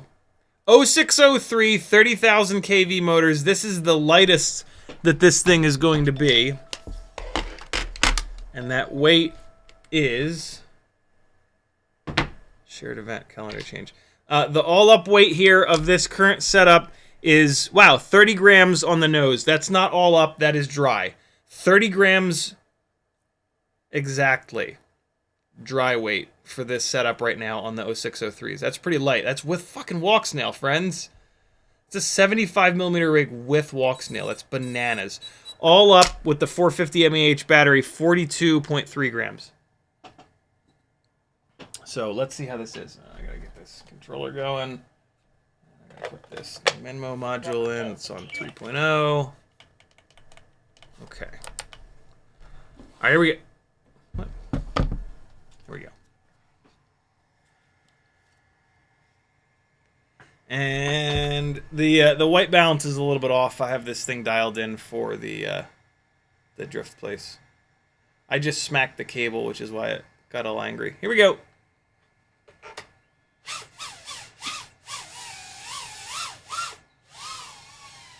This battery's dead. Why? What the hell? Bueller? Why did the battery bounce all the way back up to 3.6? That's a bit much. Hold on. Let me put it on the charger, see what it says. You know, that battery's just dead. What the fart? These better not all be dead. 3.85, yeah, I know. Okay. Let's try another one. The best laid plans. Please don't be dead, this battery. Or other 3 batteries. Please don't be dead. I put them over in the these batteries are charged section of my desk. I don't understand what the hell happened here. Hey, there we go. 4.2 volts. That's what we want to say. See. All right. 0603 30,000s on the Gemfan 1.6 inch buys. Much better. We're going to go right upstairs. On a fully charged battery, we're going to go upstairs and just hammer it. All right, so that was a full throttle blip there. Oh, Azalea's trying to sleep. Full throttle! All right, full throttle! Uh-oh. So we got a little brown out there. Not great. But I just wanted to get a feel for this. Oh, fuck. Just wanted to get a feel for this at full throttle with some space to breathe. That brownout really sucked, I gotta be honest. Woo! It feels heavy. This is not a 65mm rig. I gotta relax. Ugh, this is a freestyle rig though, so I want to try to be able to do freestyle things with it. This is more of an outdoor rig though, so... Oh my god.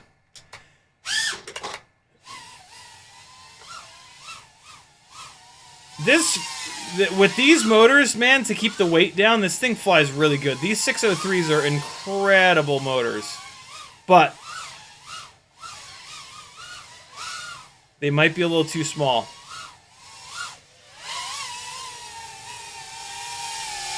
Let me see if I can feel that the motors are hot. Yeah, like I can never feel... Ooh, those are hot. I can never feel temperature in TinyWhoop motors, and I can absolutely feel temperature in this motor. So in these motors. So yeah, 603 is maybe a little too small. What happens when the motors are too small is the magnets get too hot and they lose strength. They get it back once they cool down, but it really affects efficiency. So I think we're gonna see a drastic difference in efficiency between these 603 30,000s and the 802 30,000s. Oh boy.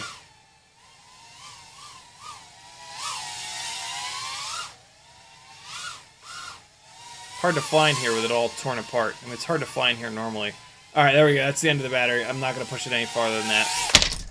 So let's see where it bounces back to. 3.6, 3.64, 3.65. Yeah, so we ran it down pretty good, and we got 1 minute and 54 seconds. Couple big full throttle blasts upstairs. Battery bounces all the way back to 3.68. So that's about right. I like them to bounce 3.67. There we go. So that's not going to bounce back any farther. It might cool down a little bit. 603s, super interesting, and if you want to keep the weight down as low as possible, not a terrible choice, arguably the best choice. I mean, you can't even get these motors. This is a prototype motor. So, yeah, you're not going to be able to get your hands on these. Interesting, but I don't like that they're getting hot enough. Like, the TinyWhoop motors, for whatever reason, they cool down really quickly. And when I sit here and when I was pushing it really hard and I brought it back here and touched the motors, they were like hot. Like they were too hot, I think. But then they cooled down like right away. So God knows what they were in flight, right? Like if by the time you get a rig down and you start touching the motors, they are like really, really hot, that means in the air they were like boiling hot, and that's too much. You don't want that. So I believe, and this was my guess all along, I believe that the 0603 motors are just not big enough for the amount of power that they're making on this rig and how much weight they're dragging around.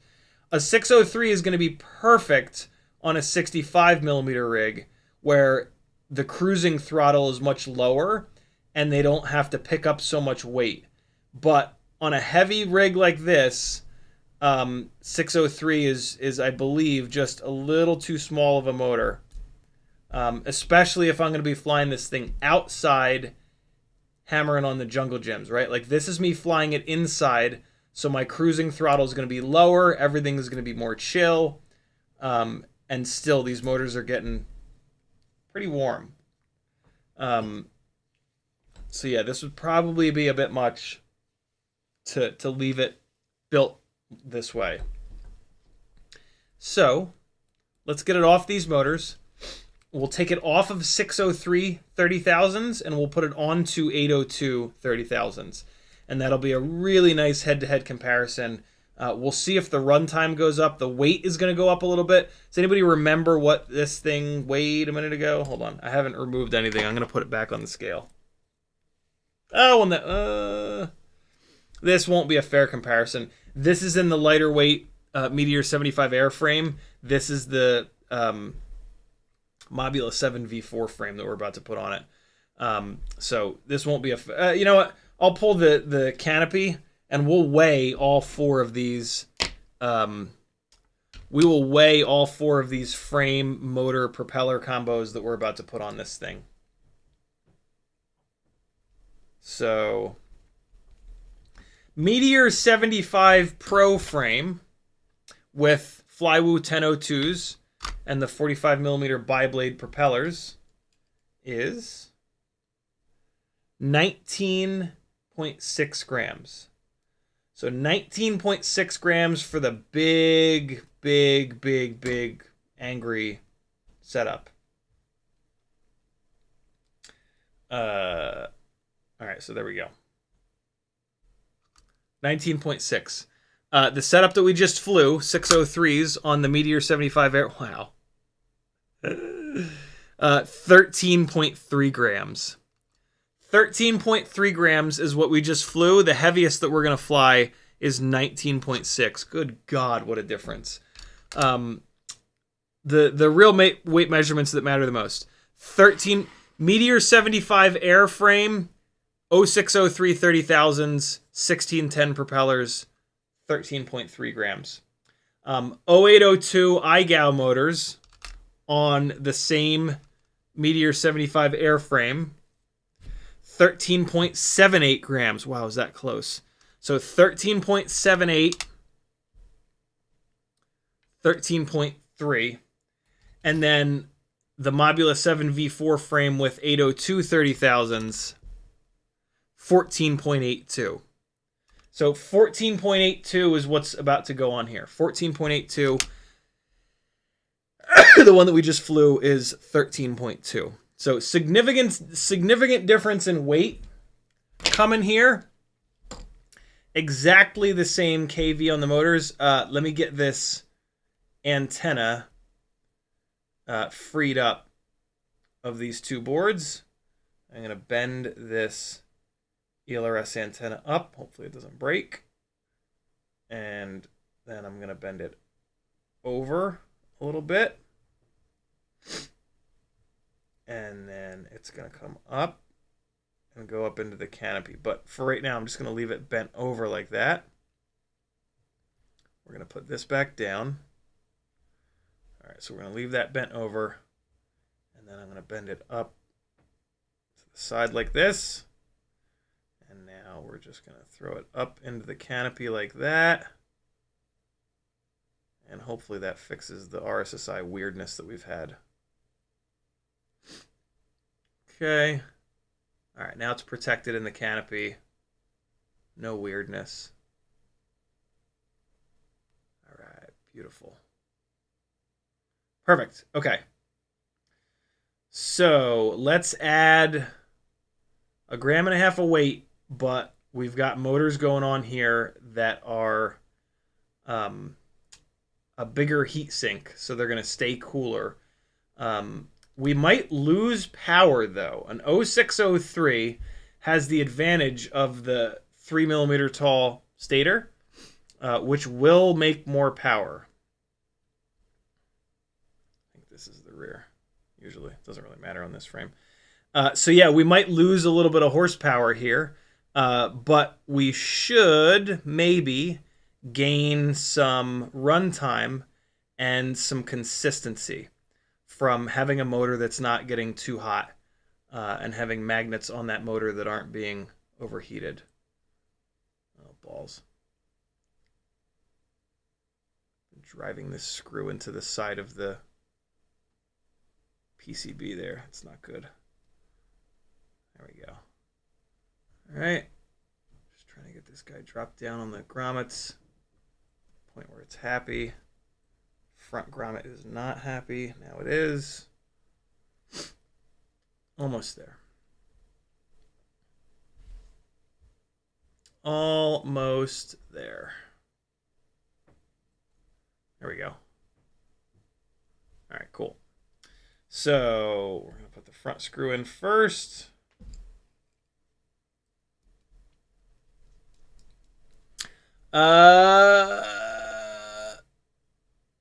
Benederson says, I have that Omnifixo. Everything's pretty slick, but the magnets are so strong they'll suck up and or magnetize everything on your bench. I don't love that.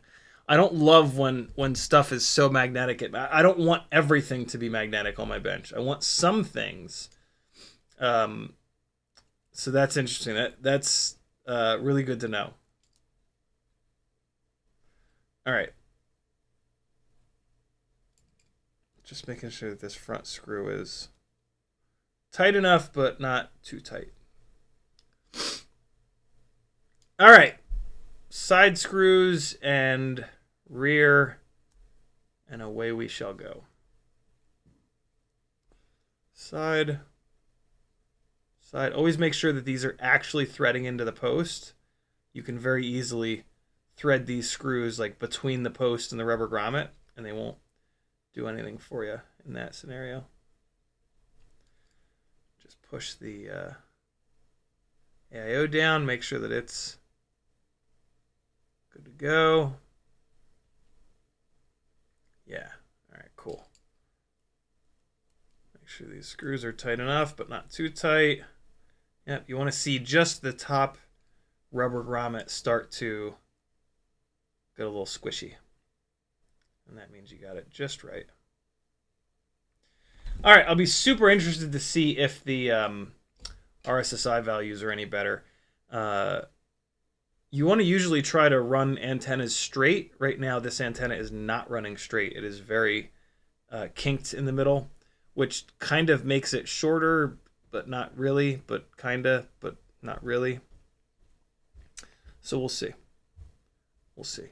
These battery leads, good lord, they are just barely long enough. The Mobula 7 V4 frame, it has the motors oriented so that the motor wires go like outwards, and I really don't like that. I wish the motors were rotated like this.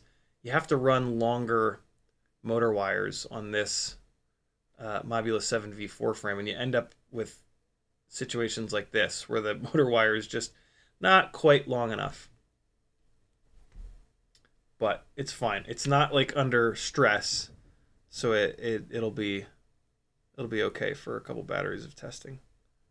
If I was going to leave it with these motors, though, I would probably put a longer motor lead on that one. All right, last one coming up here, and get in there. Come on, get in there. There it is. All right.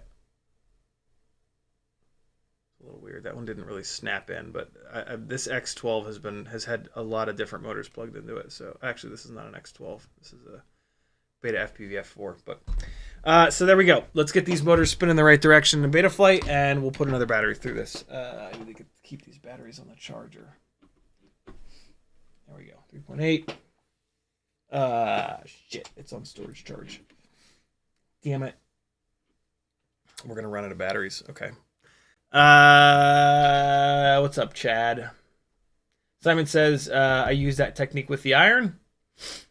Gray Hat says, do you use a smoke stopper for firing up whoops that you solder on? I do not. I don't know of a smoke stopper that that is compatible with 1S, unfortunately. Metadurtson says, smaller diameter also means worse cooling. Correct, at least on bigger motors. Maybe not enough to matter at that tiny size. No, it definitely matters. Definitely matters. Grey Hat says, Sane Smart Helping Hands on Amazon have a really cool feature. They have little spikes to hold PCBs with mounting holes. That's slick. That's very slick. Hold on, I'm curious. Sane Smart Helping Hands.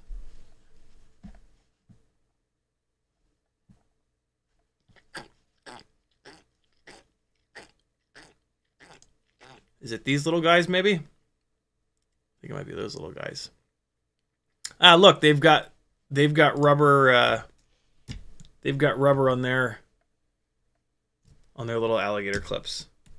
Look at Sane Smart knowing what's up. Yeah, helping hands are great. I've used them quite a bit over the years, but in the interest of getting stuff done quickly, I've kind of moved away from them.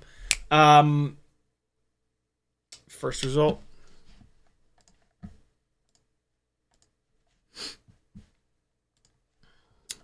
Result. Wait, no. It's a different result now. Is it this one? Oh, look at that. Look at those little angry looking bastards. That's cool. Yeah, those will go right up into like through holes. You can run the or into the grommet holes. That's pretty slick. That is very cool. Very, very cool stuff. Here we go. Hopefully this battery's charged. If it's not, I've only got one after this. 802. Wait, no, hold on. I gotta get this. I gotta get these motors spinning the right direction. They probably will not be. All right. Ah! Here we go. Betaflight. Shouldn't have closed you. Coming up and connecting and motors and battery and please don't go full throttle. Motor direction. Hey. Motor 1 is correct. Motor 2 is incorrect. Motor 3, incorrect. Motor 4 is going to be correct. Yep, good to go. Stop motors, close, understand the risks. Make sure all 4 are making thrust. Yes. Yes.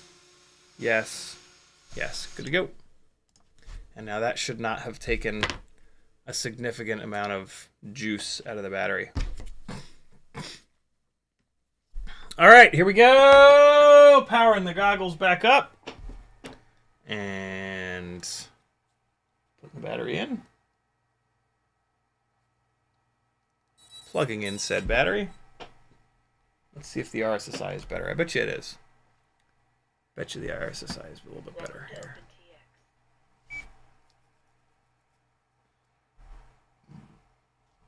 Gray Hat's HDZero Mobile 7 didn't blow up. Always nice when that happens. Oh, hold on. There we go. All right. Should get RSSI. Look at that! 99 RSSI, right down to 60. Yeah, I don't know. Something's up with this BetaFPV AO in terms of RSSI. But, I mean, it's fine. Flies fine, I should say. 0802 30,000s. They already kind of feel more normal to me. The 0603s felt a little... Oh god! I hit Azalea!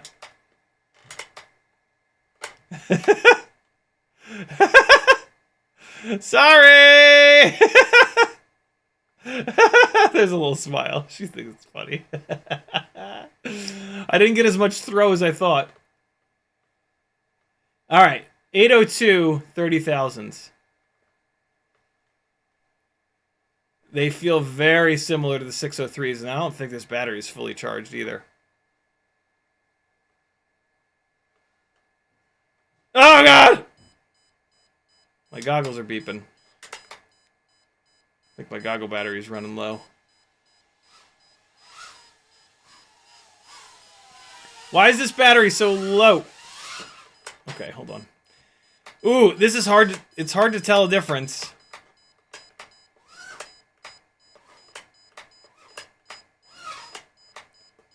Come on, 75mm bullshit. Can't even come out from under the couch. Come on, are you kidding me? Yes. Fuck! No! God, 75mm rigs suck. Fuck you! Goggles are beeping. This stupid shit stuck under the edge of the couch. Come on. 75mm. Who thought this was a good idea? Here, I'll fix it. Wow, how amazing. Alright,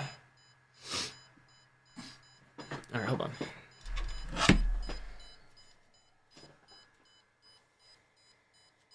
Kind of screws the runtime comparison, but...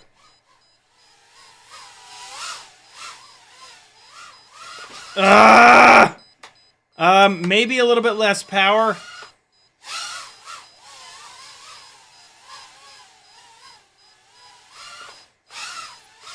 Yeah, maybe a little bit less power. Fuck!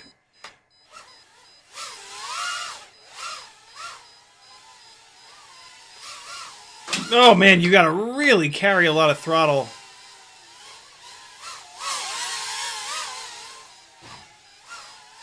Battery's at 3.4. Runtime is fine, even though it was sitting on the ground with the timer not running. And Walk Snail just hammering on the battery. Let's bring it back.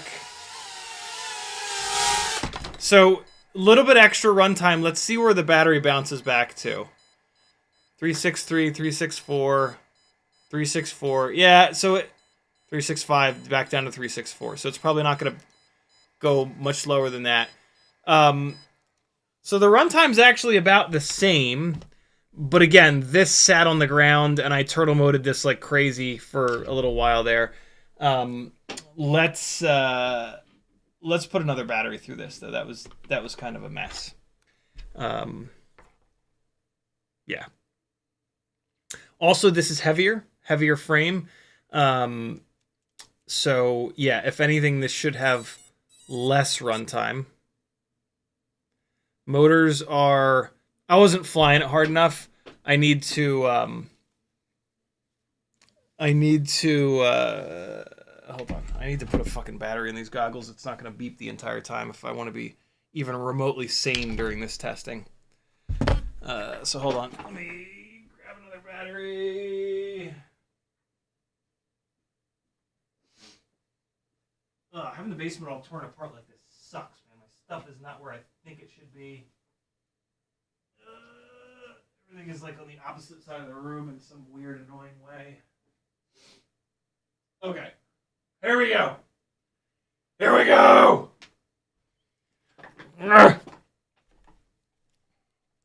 Swap this goggle battery out real quick.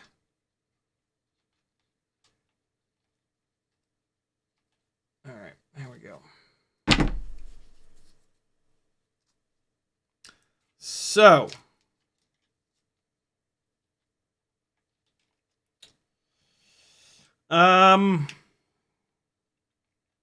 does not feel drastically different. Let's get a proper runtime battery in now. Okay. Plugging back in.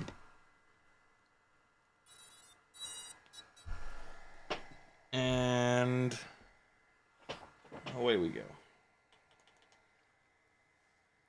0802 30,000s. After this, we're going to do the 0802 27,000s.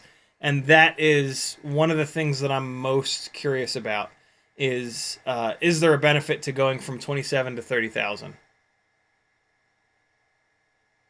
We good? We're good. All right.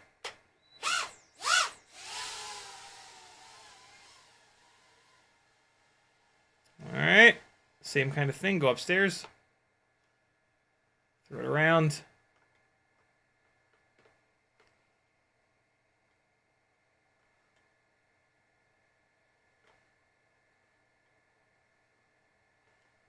Oh boy. All right. Threw it around upstairs a little bit. Now we'll come down here. The time that we spend upstairs is going to kill this battery worse than anything else. So that's why it's important to go do that stuff, but then not do it for the entire battery, because that will not be fair. Fuck!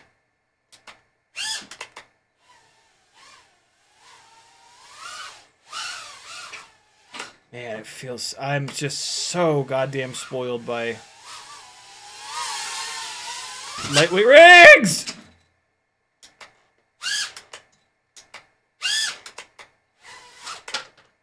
You! I want to do a more fair runtime comparison because I spent too much time turtle moding the last battery. Good. Good. This is great. This is going really well.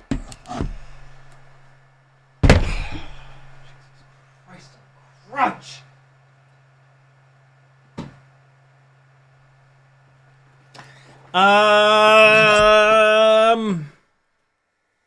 Man, it feels very similar. Feels very, very similar.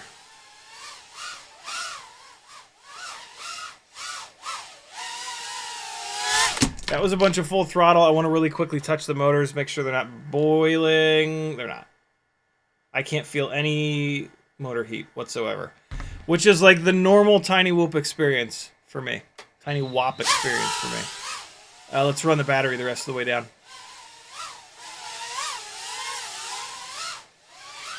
Oh God! Man, you have to carry so much throttle all the time.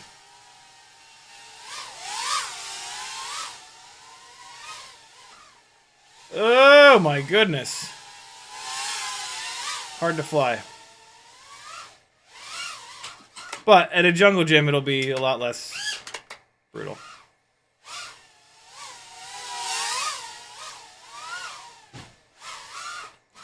Oh my God, what the hell?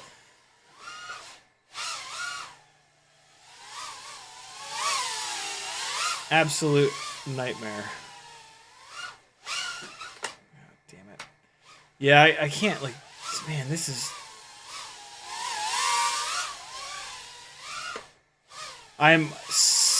oh God, I'm staggered at how much better, like, you would really think that the 65mm walk snail rig would suffer so bad from less power to weight and whatnot in the house. Not in the house, just trying to carry around that much extra weight. 2 minutes and 23 seconds. but I ran the battery down significantly lower, 3.62. It's not bouncing up any farther than that. 3.63. Interesting. I'm not feeling a significant enough increase in power there to really say like 603s, bro. Yeah, they're the old school walk smell goggles.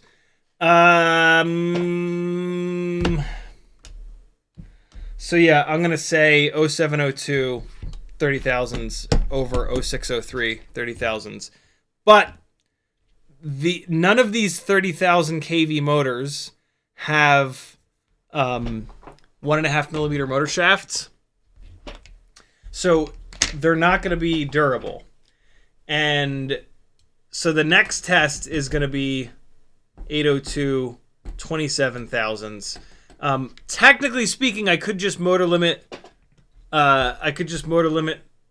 This down, but I don't have another battery to test right now, anyway. And there could be. Oh man, they weren't charging. Fuck. Oh my god, why?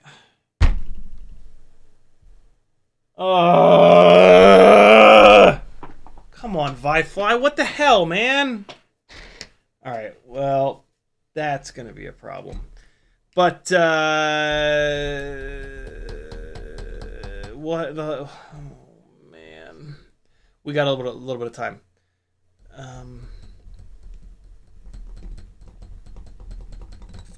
I really did want to just motor limit this down. But let's... Oh, my God. What the hell? Oh, my God. Those should have been charging this entire time. Yeah, well, okay. Let me get caught up on chat, and we'll see if maybe we can get one of these batteries. Here's the deal. If I can put that thing back, I totally forgot that I wanted to do this. If I can get that thing back up in the air, do a couple throttle blasts, motor limit down from 30,000 to 27,000, do another couple of motor full throttle blasts. What that'll tell us is, are we at the limit of what a 1S battery can push at 27,000 kV on the 802s? And there'll be very little of a gap in time between doing it, right? Doing a frame swap like this, 5-10 minutes go by, and it's hard for me to remember exactly what it felt like 5 to 10 minutes ago. So yeah, there's a chance that these 1610 biblades on an 802 motor, there's a chance that 27,000 kV is like the maximum that this stator volume can really push. And that's what I'm trying to dial in on here. Because I want to know if I need to bug Jesse to make 802, beg Jesse to make 802 1.5 millimeter shaft 30,000 kV motors, essentially. That's really what I'm trying to get to the bottom of here. All right, so let me get caught up on chat. We'll see. This one battery is at 4.07. So we'll see if by the time I get caught up on chat, that battery has enough jam in it to for us to put directly on that rig we were just flying and do that quick before and after. Okay. Man, I am beat. Hopefully I'll be feeling better tomorrow night, but I'm feeling like ass today. But Anderson says, no, we got that. Grey Hat says, HDZero Mob 7 didn't smoke. Videos confirmed working. Love it. I think that's the rig that got wet. Denzel the Terrible says, Hugo from True RC is doing an AMA on Reddit. Well, that's super awesome. Hugo, True RC, AMA. Reddit. Sweet. 14 hours ago he put it up. Awesome. Here comes a link into that chat. All right, it's finished. Patch antenna, walk snow goggle S, True RC 433. What got you into antenna design? That's a cool one. Ever made antennas for HereLink? A good amount of questions, not a ton. In r/FPV. Very cool. No, no, no. No, no, no. What is that? What are the zip ties? Big old zip ties. Hell yeah.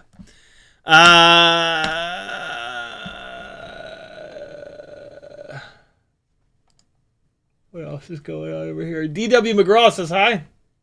What's up, brother? Brad Bonden says, every time my whoop gets stuck under something, I roll up a towel and shove it underneath. It's not a terrible idea.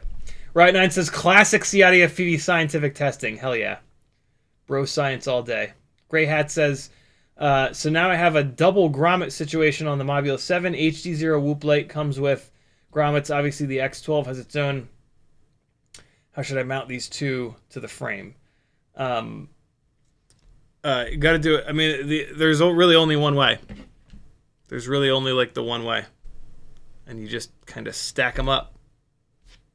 And you get like a longer M1.2 by 12. And you run it down there. Yeah, you got to have enough.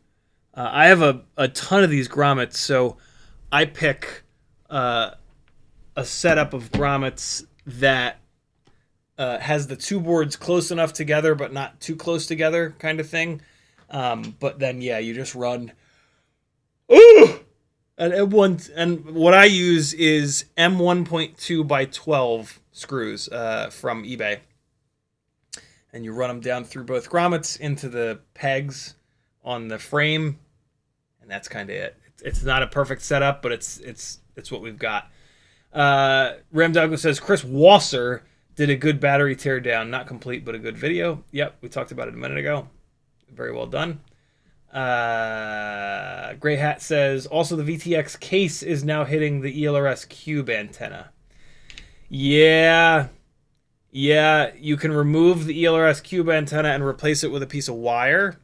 That's what I did on the Neutron RC setup. So if you go to my channel here and then go to view your channel, use this little thing to search for Neutron, Neutron, and you won't find it.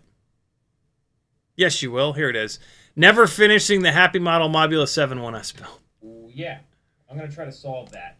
I don't know what Here's I'm a link. do yet, but so you'll have to stick around. There's a link in chat. I don't know if this is the video where I removed it. Maybe it'll say in here. Neutron AIO. Chase Durkee said it can be a...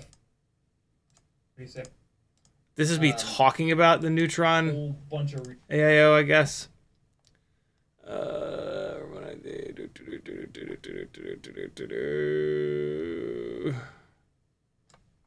Setting it up in Betaflight. I guess it's already... Yeah, somewhere in this stream. It should be somewhere in there. Maybe. Maybe not. Should be, though.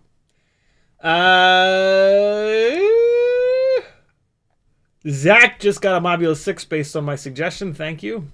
You're certainly welcome, my friend. Enjoy it. It's the best. And then Simon says, lost my ceramic ELRS antenna on my Mobula 6 and replaced with a wire. Then lost the wire. Been flying with no antenna, no issues. Hundreds of packs. Solder blob antenna. No wire is going to overheat the Express LRS, so don't do that forever. I dealt with the lost the wire situation for a while. Solder the wire onto the pad, and then take some E6000 and do a blob of E6000 on top of the solder joint and a part of the wire. What's happening is you've got the solder blob and then the wire coming out of it, and the wire is just doing this, and then it's just breaking right at the solder blob. So get a glob of E6000, that's going to cover this whole thing, and then you'll have the E6000 blob on the beginning part of the wire, so the wire will bend like this, as opposed to the wire bending like this, right? When the wire bends like this at the solder blob, it's focusing all of that bending on this one point, the end of the wire. Once you've got that E6000 blob here, the solder is gonna the wire is gonna bend down the length of the wire, and that won't break off. That'll fix your problem there. I had that exact same issue. 4.25 volts on this one. All right, so let's do this. I'll put this into Betaflight. I will motor limit it down, and then whatever that battery voltage is at, we'll pull it, and then we'll get it going. So 30,000 kV down to 27,000. Let's do the math. Here's how you do the math. Here's the easiest way to do this math. 30,000, 30,000 times whatever you think the percentage might be, but you got to put a point in front of it. So times 0.90. If I was going to motor limit it down to 90%, there we go. Perfect. So 0.90 brings these down to 27,000 kV. You guys see how that works? There's probably a slicker way of doing it, but that's a super way of doing it. A super easy way of doing it. Type in the current kV of your motors, multiply it by the decimal point of the percentage that you think might be right. If I thought it was 85%, that would actually bring it down to 25,500. That's too low. So 30,000 times 0.90, which is 90%, 27,000. There we go. So we need to scale these motors down to 90%. And that'll be the same thing as having 29,000 kV motors on here. So motor output limit is right here in the PID tab. We're going to bring it from 100 down to 90. And that's that. Save it. So now when I fire this thing back up, it will be as if it has 27,000 kV motors on it. And then I'll do a couple throttle blasts. We'll land it. I'll go into the OSD. I'll crank it up to 100%. We'll do a couple more throttle blasts, and we will see if there's a major difference. So this battery is at 4.28 volts. That is a simulation of a battery that we've put up in the air for 15 to 20 seconds. So not a terrible thing. Let's see what's up. Let me actually get everything else turned on so that we have as little downtime as possible. Get it plugged in, wait for it to connect to ELRS, get it up in the air. Ramdanko says, what do you hate? There is not enough YouTube storage in the world to cover the answer to that question. I try not to hate everything, but boy, is that difficult. Shut up, phone! I hate you!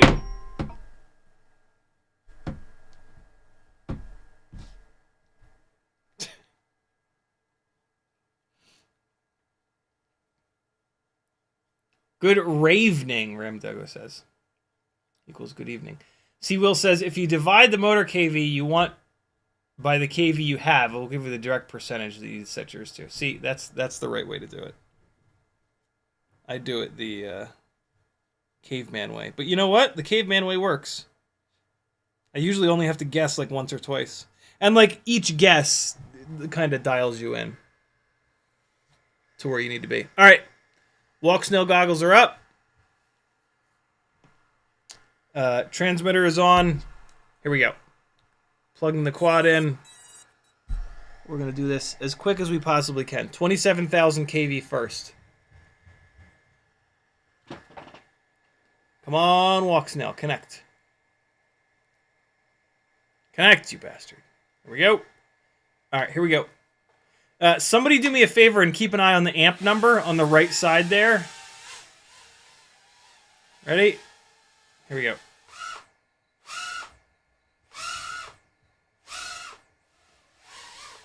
All right, now we're going to go and... Fuck you. Go to the OSD, and we're going to go to Profile and Miscellaneous PP. Scroll to the bottom, scroll up, up, up, up, up. Go from 90% up to 100. And save and exit.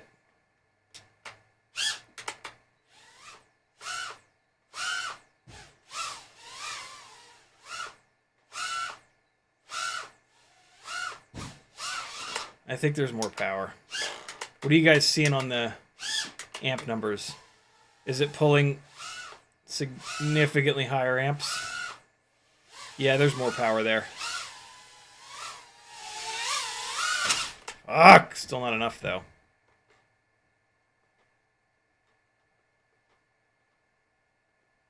Let me knock it down. Knock it back down to 90.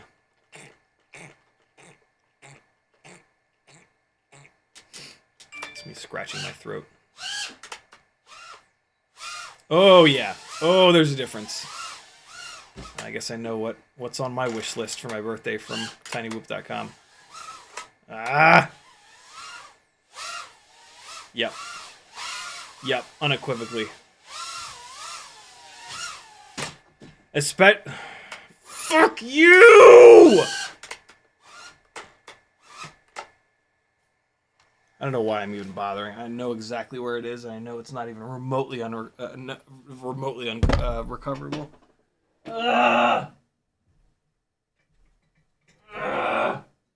Okay, so 802 30,000s are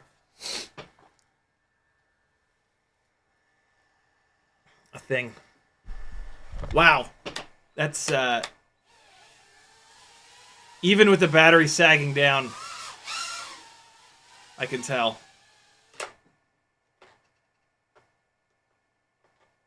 File, miscellaneous. I wonder if at the end of the battery right now, I'll even be able to tell.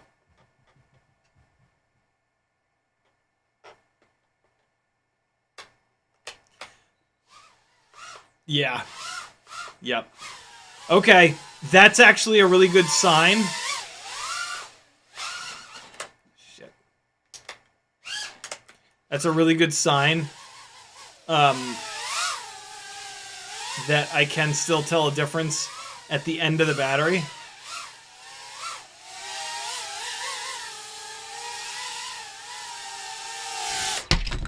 All right, my friends, a minute and 32. We don't really care about that.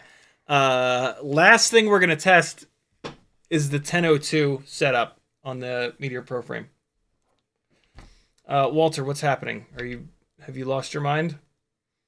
You're typing all the numbers. Why? Why? Don't do that. Don't fill the chat up like that, please. Ramdago says, the trader equals TV show equals my mind flipped to hate when he pronounced the one word dollars. What? Gray Hat says, turns out you can just pop the metal cover off the Whoop Lite VTX. So I just put a little insulating tape on the top of the cube antenna so it doesn't touch anything. Fits now. Nice. C-Will says, no, we got that. Cool. All right. Let's do this last switch, and then we'll be all set. Let me check the voltage on this battery real fast here. Should be towards storage. 375. Yeah, we're good. All right. Last little test is going to be the Meteor 75 Pro frame. The title of the stream is Finding the Most Powerful. I believe this is going to be the most powerful. I don't believe that it's going to be the setup that I go with. I mean, there's kind of no reason to test this 802 27,000 kV setup. I've had this on before. It's great. I love it.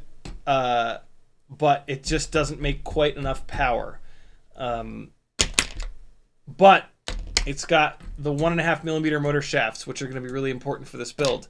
These 802 30,000 kV motors, the only 802 30,000s we have available to us, have a 1 millimeter shaft, and that's not going to hold up. So while this 802 30,000 is going to be the motor that I prefer, I believe,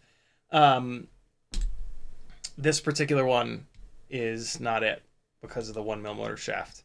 I I think these Flywoo 1002 23,500s are about to be the most powerful, though, which was the question at the beginning, which is the title of this entire live stream. So let's confirm that. And also, I just want to continue to back-to-back these things. If we had, so the iGao motors at 27,000 kV all the time, not motor limited, they are going to outperform these 802 30,000s motor limited down by a little bit, but not enough. And I have flown those motors a bunch on this rig, and they feel exactly the way that it just felt, which is just a little bit underpowered. Not a little bit underpowered. Too underpowered. These 802 30s feel significantly less underpowered. And they're on the heavier frame. So they kind of have the deck stacked against them a little tiny bit.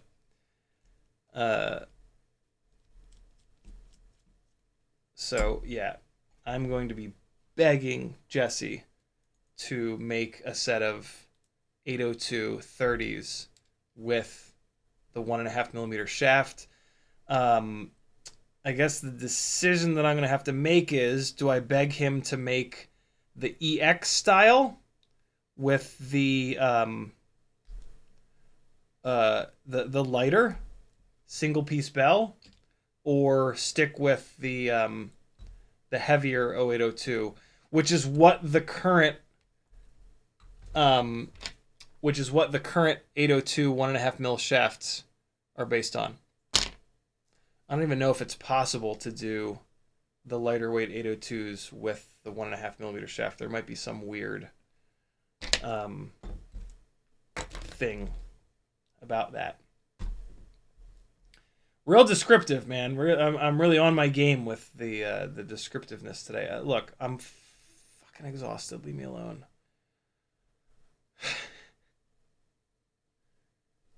Okay, here we go. Meteor 75 Pro frame. Enormously heavy. 1002 23,500 kV Flywoo motors. Enormously heavy. But hey, if power is what you're looking for, this is probably it.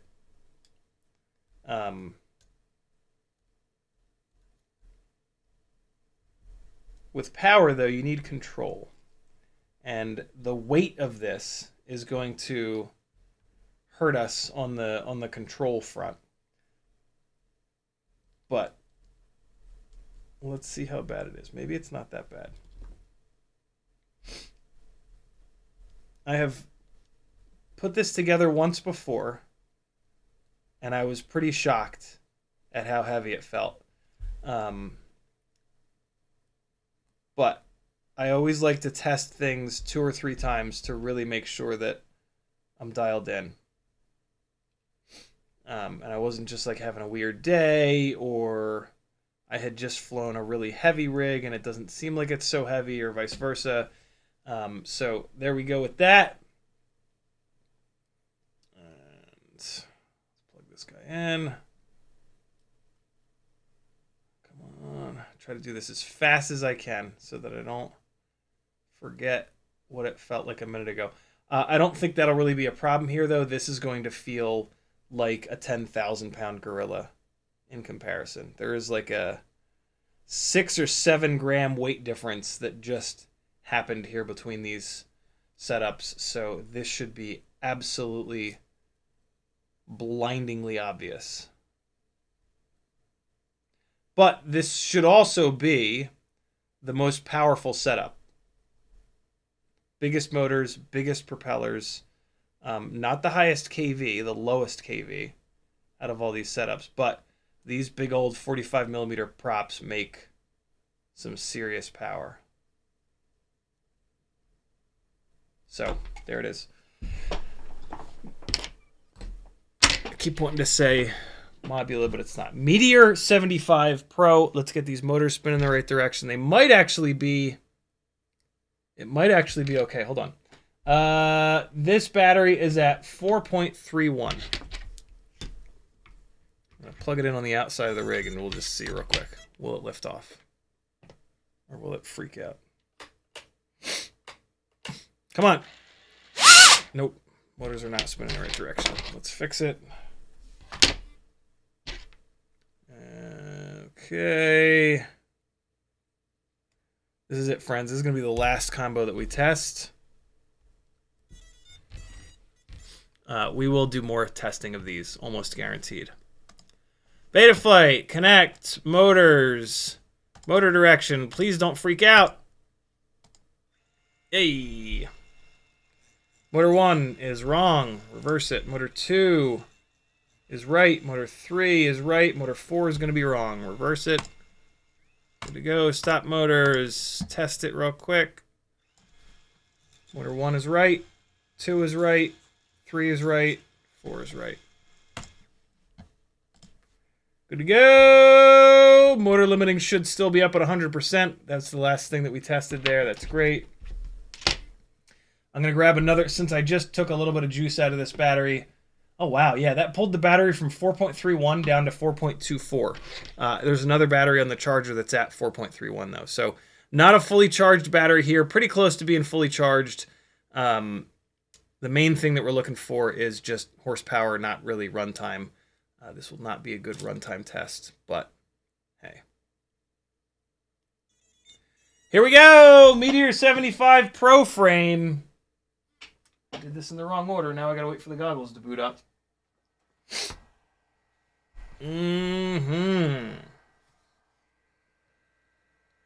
Screw pattern is the same, Simon. Yep. All right, come on, not HDZero. Come on, walk snail. Come to life. Quad is now armed just to get the motors spinning to keep the VTX cool. There we go. Should blank out once, and now it'll come back. There it is. Big motors, big props.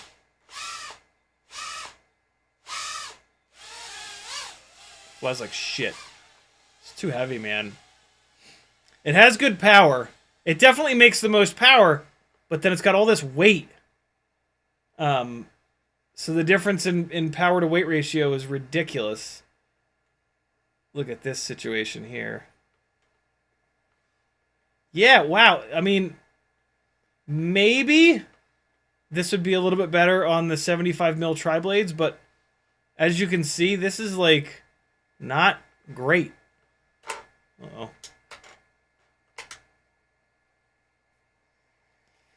Maggie for the assist. I hope. Yes. Yes. Kick it. Oh, she had to get up and the dog. Was Azalea underneath them the whole time? Oh my god, was there an Azalea in that pile of bodies? Wow, this does not feel great. I mean, this is definitely making the most power, but it doesn't feel like it. Yeah, no, this is definitely making the most power. Never mind. Yeah, for sure. It's just so heavy that it dulls everything down. Oh, God. So, like, outside... Oh, man. Yeah, outside, this would be a lot better. But inside the house, this is a bit rough. Oh, God!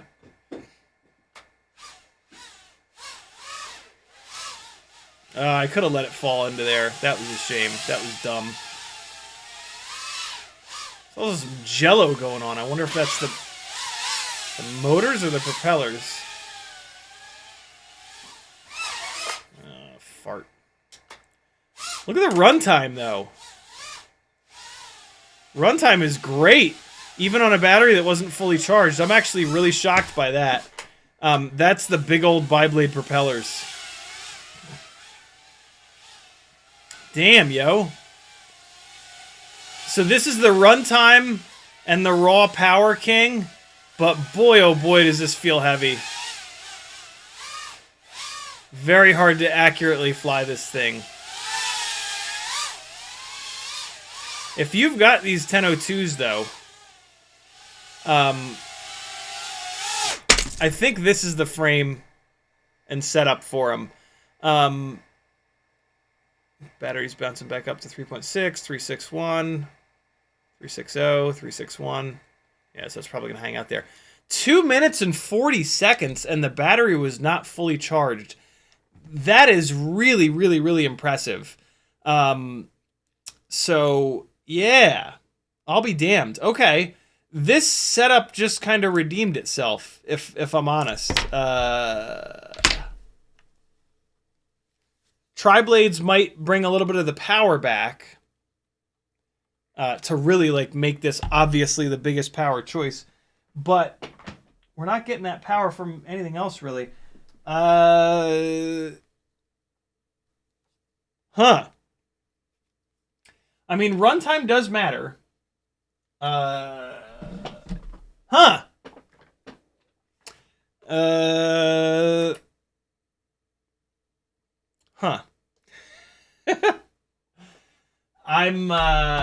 I'm staggered that there was so much runtime there, and I was jamming on that. Well, I mean, there was also a bunch of Jello, which is kind of weird. I have. Oh, okay, I know where the Jello is from. One of these. Oh, did this break? Oh shit, we might have broken this frame already. Hold on. Might have broken this frame already. Let me see. Nope, it's fine. Just one of the screws rattled loose. The Jello was because the rear screw mount hole, I might not have, I didn't check it to make sure that I screwed it into the post. That was my bad. Yeah, Jello should not be a problem with this. I was confused by that because there's just no reason that should have been going on. Yeah, user error. I didn't get these screws cranked down right. Unquestionably, the 1002, go figure, the bigger motor made more power.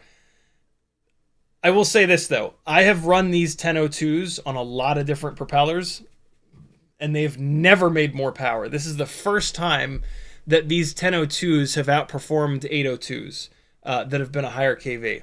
And basically what that means is that this is the first time that we've put enough drag on these 1002s to really benefit them.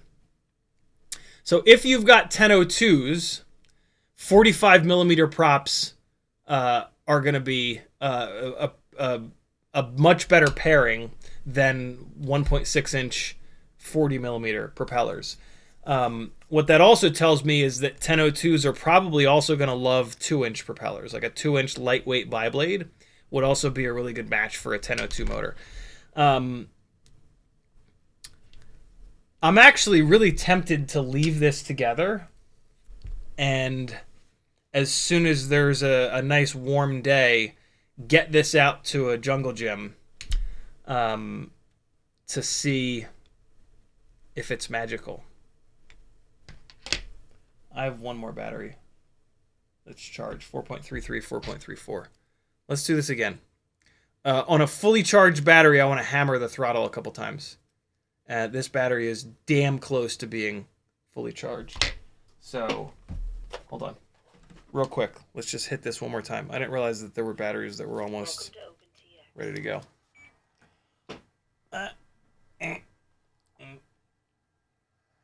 So yeah, the Flywoo 1002 on the big props is hands down the horsepower king. So now that this stream is not clickbait, we can talk more about what I'm actually going to keep on this rig. And I think at some point this rig is hopefully going to have lightweight 802 30,000 kV motors with a 1.5 mil motor shaft. That would be really ideal, I think. And then we just deal with the lower runtime. We just deal with 2-minute runtimes, but the benefit is that it's lighter weight. And so for the really tight jungle jimmy kind of stuff, That's going to be a miracle. Did I not plug the battery in? I did not. That would explain why Walk Snail is still black screening. Go figure. All right, let's try this again. That was better than... See, this is why I retest stuff. That was better than what I remember. Oh, and we've got way too much up tilt. Okay. Hold on. I gotta get this up tilt down.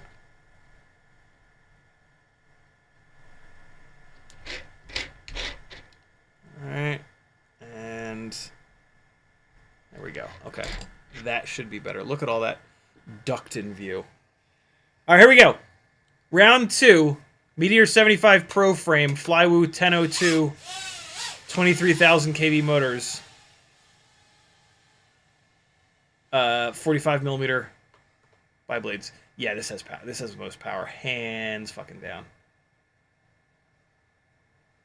Yeah, on a fresh battery. Oh god, I hit the fan. What are the odds?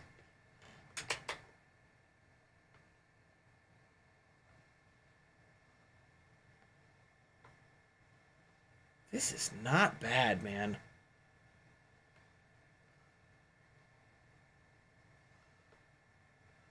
Oh, it is still heavy though. Boy, oh boy, is it heavy.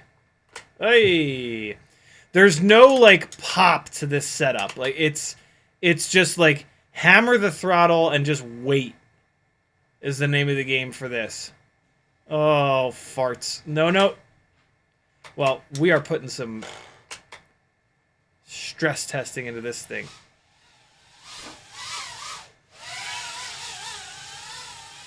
Those were a couple of really hard hits up there. Seems fine. Whoa, boy.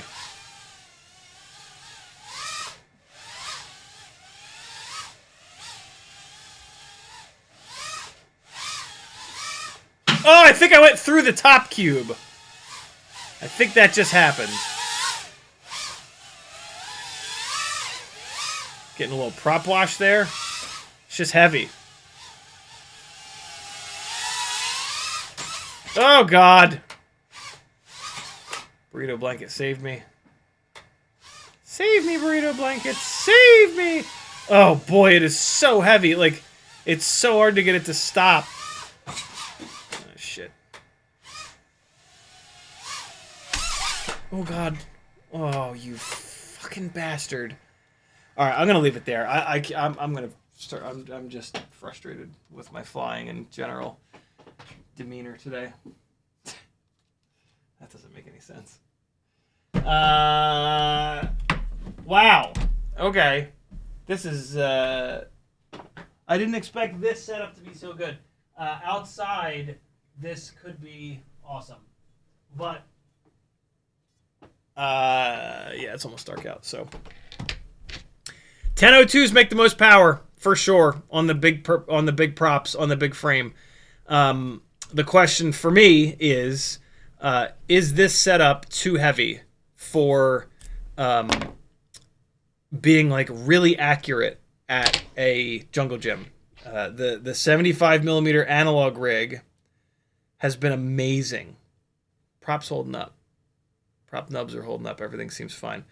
Yeah, the 75 mil analog rig was like awesome at the jungle gym, but that is like way lighter. You know, this has like an extra 15 grams on that setup. I'll tell you exactly how much heavier it is because I actually want to know. So the jungle gym basher is just basically a Modulus 7 ELRS 1S with a motor swap and BT 2.0. And that is 24.1 grams versus this behemoth. So 24.1 versus 36.3. Holy shit. It's an extra 12 grams. It's 50% heavier. Is that right? my god. Oh my god, that's ridiculous. That is absolutely absurd. I think this is going to be too heavy. I hope it's not, because this has better runtime than all the other setups. But this is going to be too heavy to accurately do everything that I want to do at the old jungle gym. But I'm going to give it a try. The main thing I'm worried about is the durability of this frame. I think I'm just going to annihilate this frame. But we should find out. We should find out for sure, because this is a pretty decent setup right here. I'm actually pretty surprised how this flies. I would not think that this would handle the amount of extra weight that it has as good as it does. So that's pretty cool. I am kind of curious about the GemFan 45mm tri-blades on this. So next time I do an order, I will snag a set. It'll probably give a little bit of extra power. It'll almost certainly give a little bit extra runtime. But I'm still very, very curious. So yeah, there you have it, my friends. The most powerful 1S TinyWhoop motors are the biggest. 1002 23,500 kV Flywoo motors.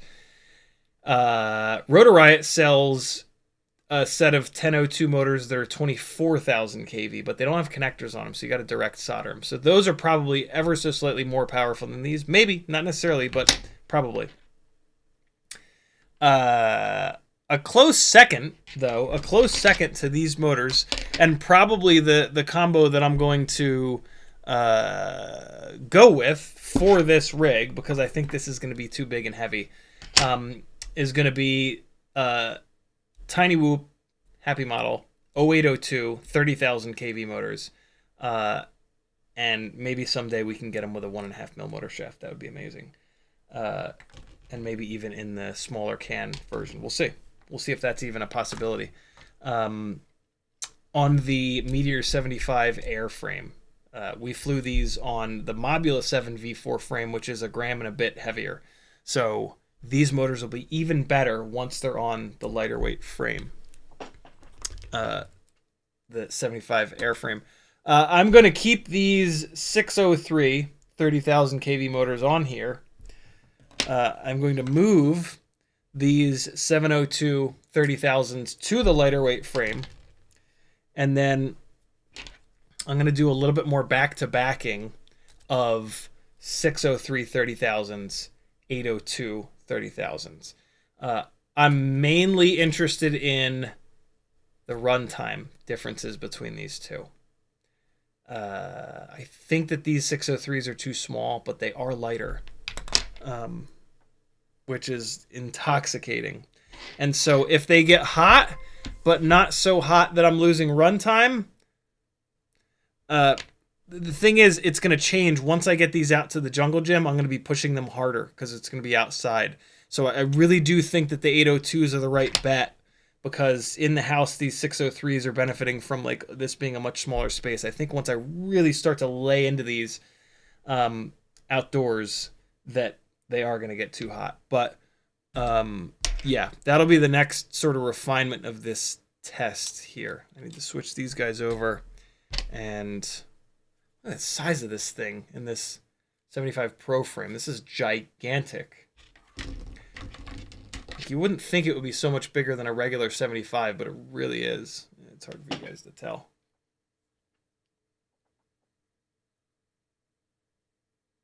It's way bigger. Simon says 1002 rig look locked in, probably grow into it. The 1002 rig had the worst flight characteristics. It was the laziest, and it handled prop wash the worst. That's to be expected. It's just very heavy. There's a chance that I could push the PIDs to help that a little bit. There's a chance that the tri-blades would help that a little bit. We'll see. I'm really interested in what this is like outside. Monerditson says, got to tag CiottiFPV so we'll see it. Also, links don't work. Recently bought a Hummingbird V3, but sadly VTX also AIO died, so I'm searching for a new AIO. that does as well as the original one, but is more durable, maybe a happy model. What do you think of this one? The only AIO that has been truly bulletproof is the one that comes with the Mobula 6 ELRS.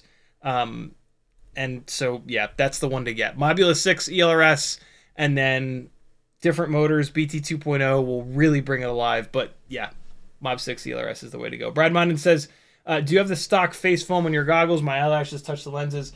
I don't. I had the same problem with the stock foam. This is Newbie Drone foam for the HDO2, Fat Shark HDO2 goggles, and it fits pretty damn good, and it is significantly thicker. I still wish that there was an even thicker foam available, but we'll see. Maybe I've told Newbie Drone, hey, can you please make foam for the V1 goggles? They do make a foam for the V2 goggles, which I thought I ordered. No, it's not available yet. It's on pre-order. Ramdongo says, is minimum startup percentage the reason my quad doesn't drop so quick? Could be. It depends. Does it not drop so quick when it's inverted versus right side up, right? Like a higher idle, if you're inverted, it's going to drop faster. So, yeah, it's all about that. I have no idea how to pronounce that first name. Macieij. Message. I use Menace patches on the front here because they're cheap. It was cheap for the 2-pack. And then TrueRC Singularity. If it's not enough, can I cut the top of the HDZero grommets down a little? You can try. The problem is you don't want the canopy to pull plastic into the board if at all possible. It's not the end of the world, though. There's no gyro on that board. Diane says, is the iFlight Blitz TinyWhoop AIO any good? I don't think so. I don't think that AIO is good. Brad Mondin says, do they make V1 foam? Just ordered yesterday. Oh, really? I didn't even know that they made it. Awesome. Gray Hat says, PSA, Newbie Drone foam has latex. Ask me how I know. Yeah, it's that different kind of foam. CMYK says, live stream live question. All right, last question of the stream. Live stream live. Listening to the playback from Friday night. Definitely some hissing going on when you talk. Like listening to AM radio, not quite on the right channel. About 800 times on that stream, I explained that I had 3 fans running because the basement flooded. Oh, there we go. We're good. We're good. Okay, I see it. I thought you were referring to the person that tagged me. CMYK put a little video up. 4.31.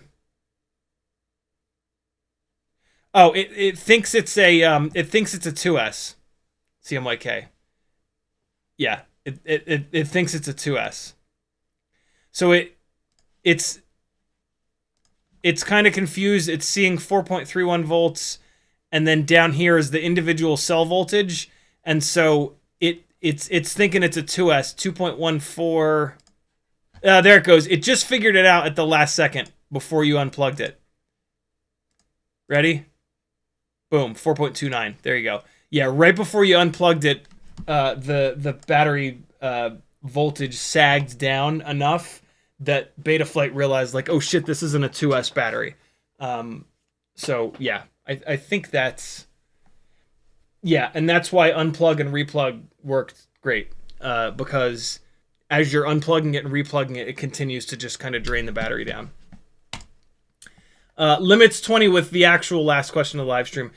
He says, built a 75mm walk snail whoop with the Happy Model Cross AIO, but I keep having alerts of the FC cores overheating. Do you have any tips to fix that? No, the Happy Model Cross AIO sucks, unfortunately. I've got one in this rig. It does the same thing, and it does all kinds of other wacky shit. One of the big problems with it is that the USB port is too damn long. So check that. If the USB port is so long that it's intruding into the battery tray, like that's really, really bad. That's going to basically hard mount the AIO, which is no good at all. So Yeah, the happy model cross AIO, it's just not good, man. Like, you can turn that alert off in your OSD menu in Betaflight, and then just ignore it, and eventually that AIO will die, and you can replace it with the BetaFPV cross AIO, which is much better and the one you want anyway. So that's maybe what I would do. All right, stop asking questions, guys. I gotta end the live stream. I'm dying. It's been 3 hours. I'm hungry, cranky. Veritas Souza says, "What would you say is the best indoor drone to fly around with HDZero? Ultimate Freestyle, TinyWhoop. That's it. And then just put the HDZero on top. I'm sorry. No. Ultimate Freestyle, TinyWhoop, motors, propellers, frame, BT 2.0, but then BetaFPV cross AIO, because you don't need the analog VTX. So yeah, you're gonna build this rig exactly, pretty much, which is BetaFPV cross AIO, 0702 36,000 kV motors, Gemfan biblades, Mobula 6. I don't know what you're gonna have to do for the canopy with HDZero. That's on you. But yeah, that's what you want. Thanks for hanging, friends. Sorry I was beat up today and a little bit low energy, and I'm cranky now and yelling and screaming, but yeah, some days just be like that. Love you guys. Be good. Here comes something.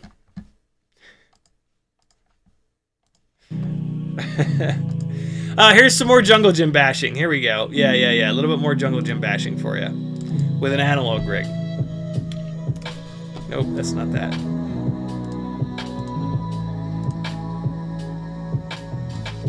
Where is it? There we go.